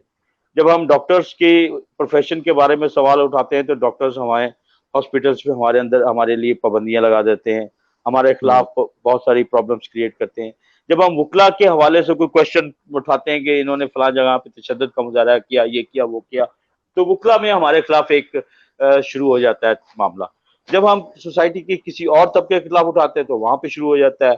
जब अहमद नूरानी को इशू उठाता है तो उसको उठा लिया जाता है। जब मतीउल जान कोई बात करता है तो उसको उठा लिया जाता है। जब हमारे यहाँ से लाहौर से वो आपने जिनका जिक्र किया, मुझे अभी नाम नहीं आ रहा, नवाब के थे, तो वो जब नदाए मिलत के एडिटर उठा लिए गए। तो बुनियादी सिर्फ और सिर्फ ये कि सवाल नहीं उठाने दिया जा रहा, और सवाल ना उठाने के हक के ऊपर ही इस वक्त यूनियंस बन रही हैं। इस वक्त धड़ेबंदियां सिर्फ और सिर्फ इस बात के ऊपर हो रही हैं कि कौन सा यूनियन का धड़ा हमें इन इश्यूज के ऊपर सपोर्ट करेगा, कौन सा यूनियन का धड़ा हमें इन इश्यूज के ऊपर सपोर्ट नहीं करेगा। अगर बात करें कादी ईसा के केस के हवाले से, अगर बात करते हैं मतीउल्लाह जान के केस के हवाले से, तो यूनियंस तो इन दोनों केसेस के ऊपर खड़ी हुई। पीएफयूजे ने इन दोनों केसेस के ऊपर अपना एक वाज़ेह स्टांस दिया, इनके साथ यकजहती का इज़हार किया। हम समझते हैं कि जब तक आज़ादी सहाफ़त और सहाफ़ी को सवाल करने का हक नहीं मिलेगा, उस वक्त तक पाकिस्तान के अवाम के मसाइल सामने नहीं आ सकते, और जब मसाइल सामने नहीं आएंगे तो वो फिर हल भी नहीं हो सकते। तो मेरा सवाल जो था वो सवाल मेरा जो है पहले वो ना मिस हो जाए, वो बहुत अहम सवाल है। वो यही है कि कोई खड़ा होता है, और ये बात जो है ये बिल्कुल नदीम साहब ने भी कही कि अगर यूनियन साथ नहीं खड़ी होगी तो प्रॉब्लम में होगा, तो उसको यूनियन की सपोर्ट चाहिए। आप सारी यूनिट 6 बनी है, 7 हो जाए, 8 हो जाए, 10 हो जाए, अब अगर तकसीम दर तकसीम चल रही तो मैं कैसे रोक सकता हूँ? लेकिन अगर किसी का मसला सब खड़े होंगे साथ। बिल्कुल हम खड़े हैं, इसमें नो डाउट। इसमें नदीम साहब ने जिस तरीके से बात की, जब वक्त का इशू आया, जब क्राइसिस आया, तो तमाम यूनियन रिप्रेजेंटेटिव वहां पे मौजूद थे। तो लोग जाते अपनी नुमाइंदगी का एहसास भी दिलाते हैं, ये भी कहते हैं कि हम आप लोगों के लिए काम करें। तो ये एक मजबूरी होती है लीडर्स की, यूनियन लीडर्स की, वो चाहते हैं, लाजमी जाते हैं, जो भी उनका चेहरा हो उस तरीके से जाते हैं। और ये जो केसेस का मामला है, इसमें तो बिल्कुल खड़ा होना पड़ता है। मैं जितने भी लाहौर में पिछले केसेस हैं, मैं खुद जब से इलेक्ट हुआ हूँ ITNE में, मैं खुद भी साथ जाता हूँ, सिर्फ इसलिए ही जाता हूँ कि जाहिर है कि मुझे जब तक मैं लोगों के साथ नहीं जुड़ूंगा, मुझे आज नदीम साहब की बातों से बहुत ज्यादा इंस्पिरेशन भी मिला। मैं पिछले दिनों कुछ और वकला से भी मिला, इनसे भी मुलाकात करना चाह रहा था। तो मैं एक डायलॉग भी रखूंगा लाहौर में जर्नलिस्ट कम्युनिटी को, जो हमारे जर्नलिस्ट मसाइल का शिकार है, जिनको इदारों से शिकायत है, उनको बुला के और इनके साथ एक नशिस्त जो है, इनके साथ एक नशिस्त रखेंगे कि ताकि लाहौर प्रेस क्लब के अंदर एक ऐसी नशिस्त रखी जाए जिसमें क्राइसिस के शिकार जर्नलिस्ट और ये हमारे जो वकला लीडर्स हैं, ये जो हमें गाइडलाइन देते हैं, हमारे लिए बहुत ज्यादा, आप कह लें कि फ्री हमें लीगल एड है, फ्री है। जब आपको केस दायर करने के लिए पैसे नहीं है, बाद में किस्तों की जरूरत में, और जिस तरीके से नदीम साहब ने कहा कि बहुत सारे ने बाद में दिए भी नहीं, तो ये इस तरह के हालात में भी अगर वकला बड़े दिल का मुजाहरा कर रहे तो हम इनको भी खराज तहसीन पेश करते हैं। ये हमारे लिए हमेशा ही बड़ा, इन्होंने हमारे लिए किरदार अदा किया। वेज अवार्ड के लिए मैं आसमा जहांगीर साहबा को बहुत खराज तहसीन पेश करूंगा कि छठे वेज अवार्ड के लिए जिस तरीके से उन्होंने जस्टिस कयूम साहब की अदालत में पेश उतरी, आबद मंटो साहब, हाँ, ये लोग हमारे लिए बिल्कुल लड़ते हैं, और इन्होंने, यही वो लोग हैं जिसकी वजह से पाकिस्तान में थोड़ा बहुत, आप कह लें कि इंसाफ का, सहाफ़ी आपस में लड़ रहा है, ये वकला हमारे लिए लड़ रहे हैं, हमारे लिए लड़ रहे हैं। ये तारीख बताएगी कि हम सहाफियों ने जो कुछ एक दूसरे के साथ किया, जितना बुरा, कम से कम इतना बुरा इन वकीलों ने हमारे साथ नहीं किया। हम वकील बरादरी में बहुत से लोग होंगे जिन्होंने हमारे साथ बुरा किया होगा, लेकिन ये वकील जो है इनका हमें बहरहाल आउट ऑफ द वे जाके शुक्रिया अदा करना चाहिए। इससे पहले कि मैं लोगों को शुक्रिया की तरफ जाऊं, मैं नदीम साहब से ये सवाल करना चाहूंगा। नदीम साहब, अगर ये सारी आगे खड़ी होती हैं, आपका तजर्बा क्या कहता है? उससे केसेस पे फर्क पड़ता है, पीछे स्ट्रेंथ आ जाती है, एक वजन पड़ जाता है, या अदालतें उसी तरह चलती हैं जैसे कि वो चलती हैं? अदालतों ने तो फैसला करना है कानून के मुताबिक। ठीक है। बेसिकली यूनियन का पीछे खड़े होने का मतलब ये है कि जो इंडिविजुअल बंदा सामने खड़ा है, जिसको हम सपोर्ट दे रहे हैं, वो मजबूती से अपने पैरों पे खड़ा रहे।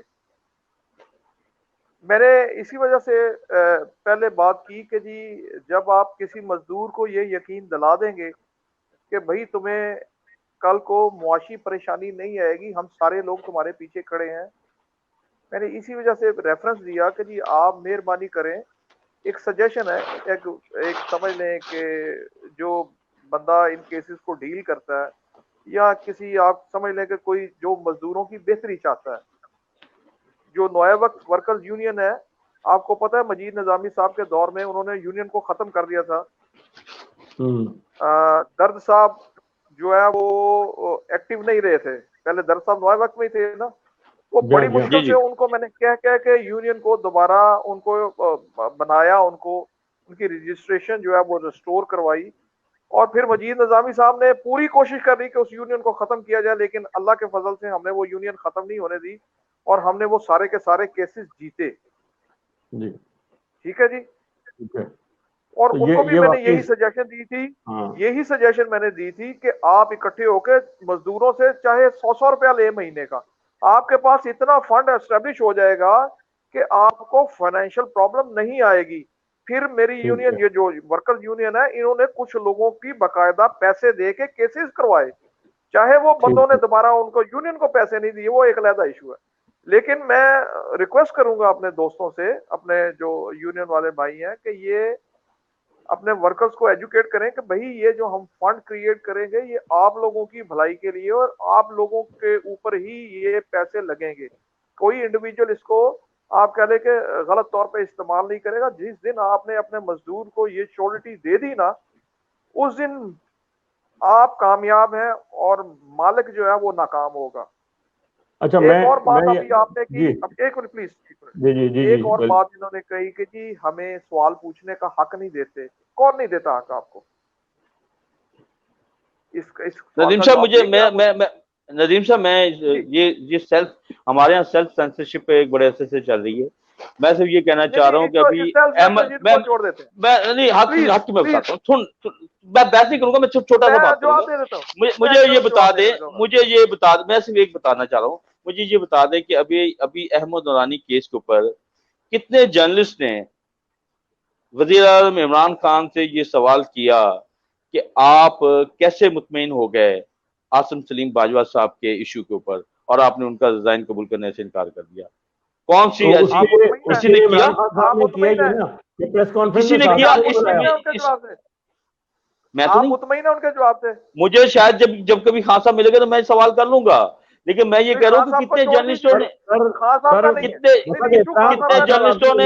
जर्नलिस्टों ने ये एक खौफ जो आप जर्नलिस्ट में क्रिएट कर रहे हैं, जो एक देखिए सोशल मीडिया पे तो सवाल उठ रहा है, रेगुलर जर्नलिस्ट ये सवाल नहीं कर रहा, अगर करता है तो उसके लिए प्रॉब्लम्स क्रिएट होती है, नहीं करता मतलब कर दे तो इदारे की तरफ से प्रॉब्लम क्रिएट होती है। वो एक्सप्रेस के एक रिपोर्टर ने, आपको याद होगा, सवाल किया था, हालांकि वो एहसास इदारे करता था, लेकिन उसके लिए प्रॉब्लम क्रिएट हो गई। ठीक है ना?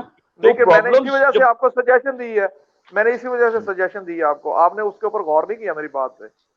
वो अगर इदारे ने किसी को मना किया है, किसी अपने सहाफी को, तो वो सहाफी बेचारा क्यों मजबूर होता है? वो इस वजह से मजबूर होता है, उसको पता है मुझे नौकरी से निकाल देंगे तो मेरे बच्चों का पेट कौन पालेगा। यही बात है ना?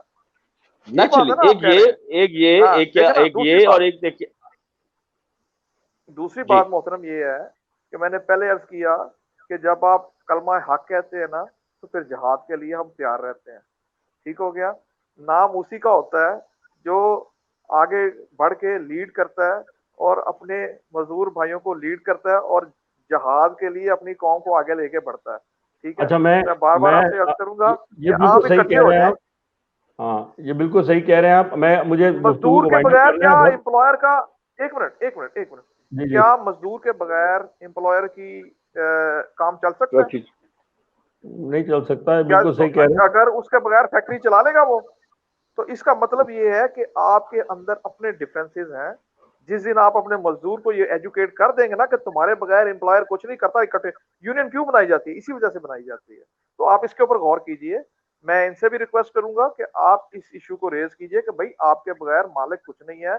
जिस दिन आप अच्छा, कलम छोड़ के बाहर निकल आएंगे ना, उसको को लो चला लो अपना काम, खत्म हो जाएगा कहानी सारी। मैं बिल्कुल इस सिलसिले में आपको कुछ चीजें मैं बताऊं। अभी हम इसकी अगला इस सिलसिले में करने जा रहे हैं। उसमें ये जो हमारे यहाँ सिंध में कोविड एक्ट बना है, जिसके तहत जो कोरोना के नतीजे में लोगों की नौकरियों पर असर पड़ा है, उसको उसके लिए लोगों को प्रोटेक्शन, मजदूरों को, मुलाजमीन को प्रोटेक्शन देने की बात की गई है। सहाफियों को उससे क्या फायदा होगा, क्या नहीं होगा, इस पर हमने शुरू में बात भी की थी थोड़ी सी। लेकिन उसकी रोशनी में उसकी एक कमेटी बनी है, जो जो मजदूरों की और मुलाजमीन की गोया कमेटी है। करामत अली साहब, जिनका जिक्र भी हुआ, एक्टिविस्ट हैं, वो लीड कर रहे हैं इस पूरे इनिशिएटिव को। सहाफियों में से अल्हम्दुलिल्लाह कोई जाके उस कमेटी में नहीं बैठा। उन्होंने कई बार बुलाया, नहीं गए। लेकिन बहरहाल अब ये पूरा इनिशिएटिव में उनका एक बहुत बड़ा रोल है। हमने उनसे बहुत डिस्कस किया है। अगले प्रोग्राम में करामत अली साहब भी होंगे और हमारे सीनियर सहाफी रहनुमाओं में से भी मैं कोशिश कर रहा हूं कि मैं शहजाद जुल्फ़िकार साहब से रिक्वेस्ट करूं कि वो आएँ और आके वो हमें इसमें ज्वाइन करें। और दूसरी तरफ एपीएनएस की तरफ से हमें सरमद अली साहब ने एश्योरेंस दी है कि वो भी आके बैठेंगे। मालिकान भी होंगे, क्या नाम है, सहाफियों की तरफ से भी लोग होंगे और उस एक्शन कमेटी के भी लोग होंगे। और मैं ये कोशिश कर रहा हूं उसके अलावा कि पॉलिटिकल लीडरशिप को भी हम बिठा सकें किसी तरीके से कम 2 सियासी जमातें, जो हुक्मरान जमातें हैं, पीटीआई और पाकिस्तान पीपल्स पार्टी, उनके रिप्रेजेंटेटिव हमें मिल सकें और हम ये कर सकें। पूरी हमारी कोशिश है। 22 सितंबर को हम प्रोग्राम करने जा रहे हैं, तो हम ये पूरी कोशिश कर रहे हैं कि इस तरीके से हम ये कर सकें। उसमें ये सारे सवाल वहां जरूर रखेंगे हम, कि इसलिए कि जो मैनेजमेंट्स हैं इदारों की, वो कहती हैं हमारे पास पैसा नहीं है। मेरा फिर सवाल उनसे भी होगा, आप कहते हैं कि आपके पास पैसा नहीं है, आप प्राइवेटली एडमिट करते हैं कि आपके स्टेट के पास पैसा है, आप खड़े हो के आपके अंदर स्पाइन क्यों नहीं कि स्टेट से कहेंगे यार पैसा दो, जबकि आप इतने लाख रुपए कमा रहे होते हैं सैलरीज में कि बाबा क्या कहने। तो ये सवालात बिल्कुल मुझे वहां रखने हैं। और आप लोगों ने जो कुछ इनपुट दिए, बहुत वैल्यूबल इनपुट है, इसलिए कि हम ये सारी बातें तैयार करके और हम ये आगे लेके जा रहे हैं। मसला एक अच्छा डिस्कशन करना किसी कभी भी एम्प्लॉयर नहीं को है। भूखा मरते हुए नहीं देखा, मैंने किसी कभी भी एम्प्लॉयर नहीं को मरता, भूखा मरते हुए नहीं मरता देखा। ये भूखा मजदूर को मारता ही है देखा, उसे। जब भी भूखा मरा है मजदूर ही मरता है बिल्कुल बेचारा। बिल्कुल। अभी अभी इस पूरे डिस्कशन का जो हमारा ये तीसरा सेगमेंट सेशन था, ये इसका मकसद ये नहीं है कि अच्छी डिस्कशन करें हम। इसका मकसद ये है कि लोगों के मसले को हल की तरफ ले जाएं। अगर हमने हल की तरफ ले गए, हमने कुछ लोगों की नौकरियां बहाल करवा दी, मेरी पूरी कोशिश है कि हो जाए, तो मैं कहूंगा यार हाँ हमने कुछ किया है। वरना ऐसे डिस्कशन प्रोग्राम तो बहुत अच्छे अच्छे टीवी पे अभी भी होते हैं। बिल्कुल यही मैं कहता हूँ कि हमें बस हमारा अमली कंट्रीब्यूशन होना चाहिए। हमने और इसी वजह कंट्रीब्यूशन से की मेरी कोशिश कोशिश, कर रहे हैं। मैं तो आपसे दोस्तों से सजेस्ट करूंगा कि आप लाहौर में एक अरेंज करें मीटिंग, ताकि हमारी फिजिकल प्रेजेंस वहां पे हो और इसको डिस्कस करके आपका एक ऐसा फोरम एस्टेब्लिश हो जाए जो सारे मजदूरों को, इरिस्पेक्टिव ऑफ प्रोविंसेस, पूरे पाकिस्तान में जहां जहां पे मजदूर हैं, जो ये हमारी इस सनत से वाबस्ता है। देखिए ये जो आप बात कह रहे हैं, कमर भट्टी साहब ने बात कही थी अभी थोड़ी देर पहले। मैं चाह रहा हूं कि ये मीटिंग जो है आपकी, ये अगले हफ्ते ही किसी वक्त हो जाए, ताकि इसका डेटा, इसकी तैयारी लेकर हम जा सकें और जाकर हम ये उनसे ये कह सकें कि भाई देखिए, लोग तैयार हैं बात करने के लिए, लोग मसाइल के हल चाहते हैं, आप प्लीज हल दीजिए हमको। हल नहीं दे, अगर सोल्यूशन कोई मैं इंशाल्लाह विद इन वीक एक तो ये मैं कह रहा हूँ कि मैं इंशाल्लाह नदीम साहब से और बाकी वकला के पैनल के साथ एक मीटिंग लाहौर प्रेस क्लब में रख रहा हूँ। और दूसरा मैं ये आपसे रिक्वेस्ट करूंगा, मैंने जब बार बार मैं ट्रेनिंग की बात कर रहा हूँ कि हमारे यहाँ इदारे बहुत सारे ऐसे हैं जो ट्रेनिंग के लिए फंडिंग करते हैं। जर्नलिस्ट कम्युनिटी को फंडिंग होती भी आती भी है, लेकिन सारी हमारी जो फंडिंग होती है वो डिस्कशन में और बाकी चीजों में निकल जाती है। एक प्रैक्टिकल ट्रेनिंग का प्रोसेस अगर हम शुरू करें आपके लेवल पे, या जो भी हमारे इदारे जो इस काम में इंटरेस्टेड हैं, काम कर रहे हैं, वो अगर इस ट्रेनिंग के प्रोसेस को हम उसमें कोऑर्डिनेट करेंगे, हम उसमें आपके साथ कहीं ना कहीं लाहौर में भी, कराची में भी, पेशावर, क्वेटा, हमारी यूजे PFUJ जो है जितना भी कर सकती है जरूर करेगी। तो वो अगर प्रोसेस अगर शुरू हो जाए कि हम अपने लोगों को ट्रेन कर सके कि वो आने वाले वक्त की तैयारी के लिए सोशल मीडिया जर्नलिस्ट के तौर पे जो है वो अपने आप को तैयार कर लें, क्योंकि बुनियादी इशू काम हाँ ये अगर हम कर लें लोगों को, और जो बेरोजगार हो रहे हैं अगर हम उनको देखिए, मैं खुद इस वक्त बहुत सारे जर्नलिस्ट को देख रहा हूँ जो प्रेस कॉन्फ्रेंस में मोबाइल लेके खड़े होते हैं और उसको कवर करते हैं। नेचुरली वो उनको भी पता है कि इसके से अन कुछ नहीं होना, लेकिन एक ख्वाहिश, एक उम्मीद जरूर उनके अंदर है कि कोई उनका क्लिप जो है वो अगर वो पिक कर गया और वो अगर वायरल हो गया तो उनके ये बहुत सारे रास्ते खुल जाएंगे। तो अगर उसको वो प्रोफेशनल बुनियादों पे करेंगे तो मेरा ख्याल है चीजें काफी हद तक बेहतरी हो सकती हैं। तो हम अपने जर्नलिस्ट को आने वाले वक्त के तैयार करें। मादरत के साथ जितनी आपकी माशाल्लाह स्ट्रेंथ है ना, अगर आप लोग इकट्ठे हो जाएं तो आप खुद अपना इदारा बना लें, क्योंकि आपके पास तो सारे ट्रेन वर्कर्स हैं, सारे काम करने वाले हैं मीडिया के। अगर आप खुद बना लें तो मैं कहता हूं आप सारे के सारे कोऑर्डिनेट हो जाएंगे। किसी आपके साथ इस पे मेरा अपनी जो राय है कि हमारे सहाफी जो ये मैंने पिछले प्रोग्राम में कहा भी था कि हमारे सहाफी समझते हैं कि मालिक के बगैर इदारे नहीं चल सकते, ये इनकी राय है। और मैं इस पे मुसलसल इनसे गुज़श्ता कम से कम 18 साल से लड़ रहा हूं कि क्या सुप्रीम कोर्ट का कोई मालिक होता है कोई, या उनका कोई मार्केटिंग डिपार्टमेंट होता है, या पुलिस का, या फायर ब्रिगेड का। ये इन इदारों को मालिकान के साथ नहीं चलाया जा सकता। इन्हें मालिकान से आजाद इंडिपेंडेंट इदारा होना चाहिए, इन्हें पब्लिक सर्विस का इदारा होना चाहिए। इसके लिए इसकी इकोनॉमिक्स अलग से होनी चाहिए। ये कैपिटलिस्ट इकोनॉमिक्स में नहीं चल सकते। ये सरमायादारा निजाम का सिर्फ वो हिस्सा हो सकते हैं जो इंफ्रास्ट्रक्चर प्रोवाइड करता है पूरे निजाम को। ये अदरवाइज सरमायादाराना तरीके से सरमायादार के लिए नहीं चल सकते। फिर ये आप सहाफत नहीं कर सकते। इसमें आप कहते हैं हम सहाफी बनना चाहते हैं, कैसे बनेंगे? वो तो आपसे सच नहीं बुलवाना चाहता, वो तो आपकी जब अखबार में खबर की से पहले इश्तिहार लगा चुका होता है पेज पे, तो बीच की जगह भरने के लिए कहता है खबर लगा दो। वो सिर्फ खबर है जो क्राउड आउट होती है, इश्तिहार कभी क्राउड आउट नहीं हो सकता। तो ये सब चीजें सामने की हैं। जिस दिन हम इकट्ठे होंगे ना सर, उस दिन हम आपको ये इंफ्रास्ट्रक्चर भी बना के देंगे और आपको इसके पीछे जो फाइनेंसेस भी देंगे। और ये जो बातें आप एजुकेशन वाली करेंगे, ये इंशाल्लाह ताला जिस दिन इनके साथ मैं बैठूंगा, ये खुद एजुकेट करेंगे अपने बंदों को किस तरह सहाफी इस तरह बनाते हैं। बस सही है, बेहतरीन हो जाएगा। मैं आप दोनों हजरात का शुक्रिया अदा करता हूं, और उसके अलावा मैं शुक्रिया अदा करूंगा जनाब रशीद रिजवी साहब का। उन्होंने हमें ज्वाइन किया था और उन्होंने बहुत ही कीमती गुफ्तगू की है। शोएब अशरफ साहब का बहुत ही वैल्यूबल इनपुट दिया। लतीफ कुरैशी साहब का मैंने अभी शुक्रिया अदा किया। मजहर अब्बास साहब का सीनियर सहाफ़ी, उनका बहुत बहुत शुक्रिया। अमर भट्टी साहब अभी तक हमारे साथ थे। हसन अब्बास साहब, उनकी इंटरनेट कनेक्टिविटी में प्रॉब्लम थी, लेकिन ये के बारे में उन्होंने ज्वाइन किया। और एज खानजादा साहब हरचंद के बहुत आखिर में आए, लेकिन बड़ी इंपॉर्टेंट बातें पर्सपेक्टिव के हवाले से और जो हमारे लीगल इशूज़ हैं उनके हवाले से बता के गए। तो मैं इन सब का शुक्रिया अदा करता हूँ। और जैसे कि मैंने कहा कि 22 तारीख को जो हम प्रोग्राम करने जा रहे हैं, उस प्रोग्राम में हम डेफिनेटली जो है वो ये डिस्कस करने जा रहे हैं कि किस तरीके से हम जो ये सारे इश्यूज हैं इनको रेजोल्यूशन की तरफ ले जाने की कोशिश करेंगे। APNS की तरफ से भी हमें एश्योरेंस है कि सरवद अली साहब हमें ज्वाइन करेंगे, और मैं सीनियर सहाफ़ियों से भी दरख्वास्त करूंगा कि वो आएँ। मैं कोशिश कर रहा हूँ शहजादा जुल्फ़िकार साहब, मेरे बहुत अच्छे दोस्त साथी, वो भी अगर हमें ज्वाइन कर सके। करामत अली साहब ने हमें एश्योरेंस दी है कि वो हमें ज्वाइन करेंगे। और मैं कोशिश कर रहा हूँ कि किसी तरीके से सिंध हुकूमत से और PTI से, PTI की हुकूमत से या सिंध में PTI की हुकूमत से, यहाँ जिनके लोग हैं उनसे कांटेक्ट कर रहा हूँ किस तरीके से अगर उनमें से कोई ज्वाइन कर सके तो एक ऐसी डिस्कशन कर सके जो कोई कंक्लूसिव हो। हम किसी कंक्लूजन की तरफ जाएं और हम जाके जो है उसको किसी तरीके से सोल्यूशन की तरफ ले जा सकें। तो ये जो है पूरी कोशिश है हमारी। हम देखें उसमें किस हद तक कामयाब होते हैं। ख्वातीन हज़रात, आपने हमारा प्रोग्राम देखा और आपका फीडबैक हम मुंतज़िर रहेंगे। इजाज़त दीजिए। अल्लाह हाफ़िज़।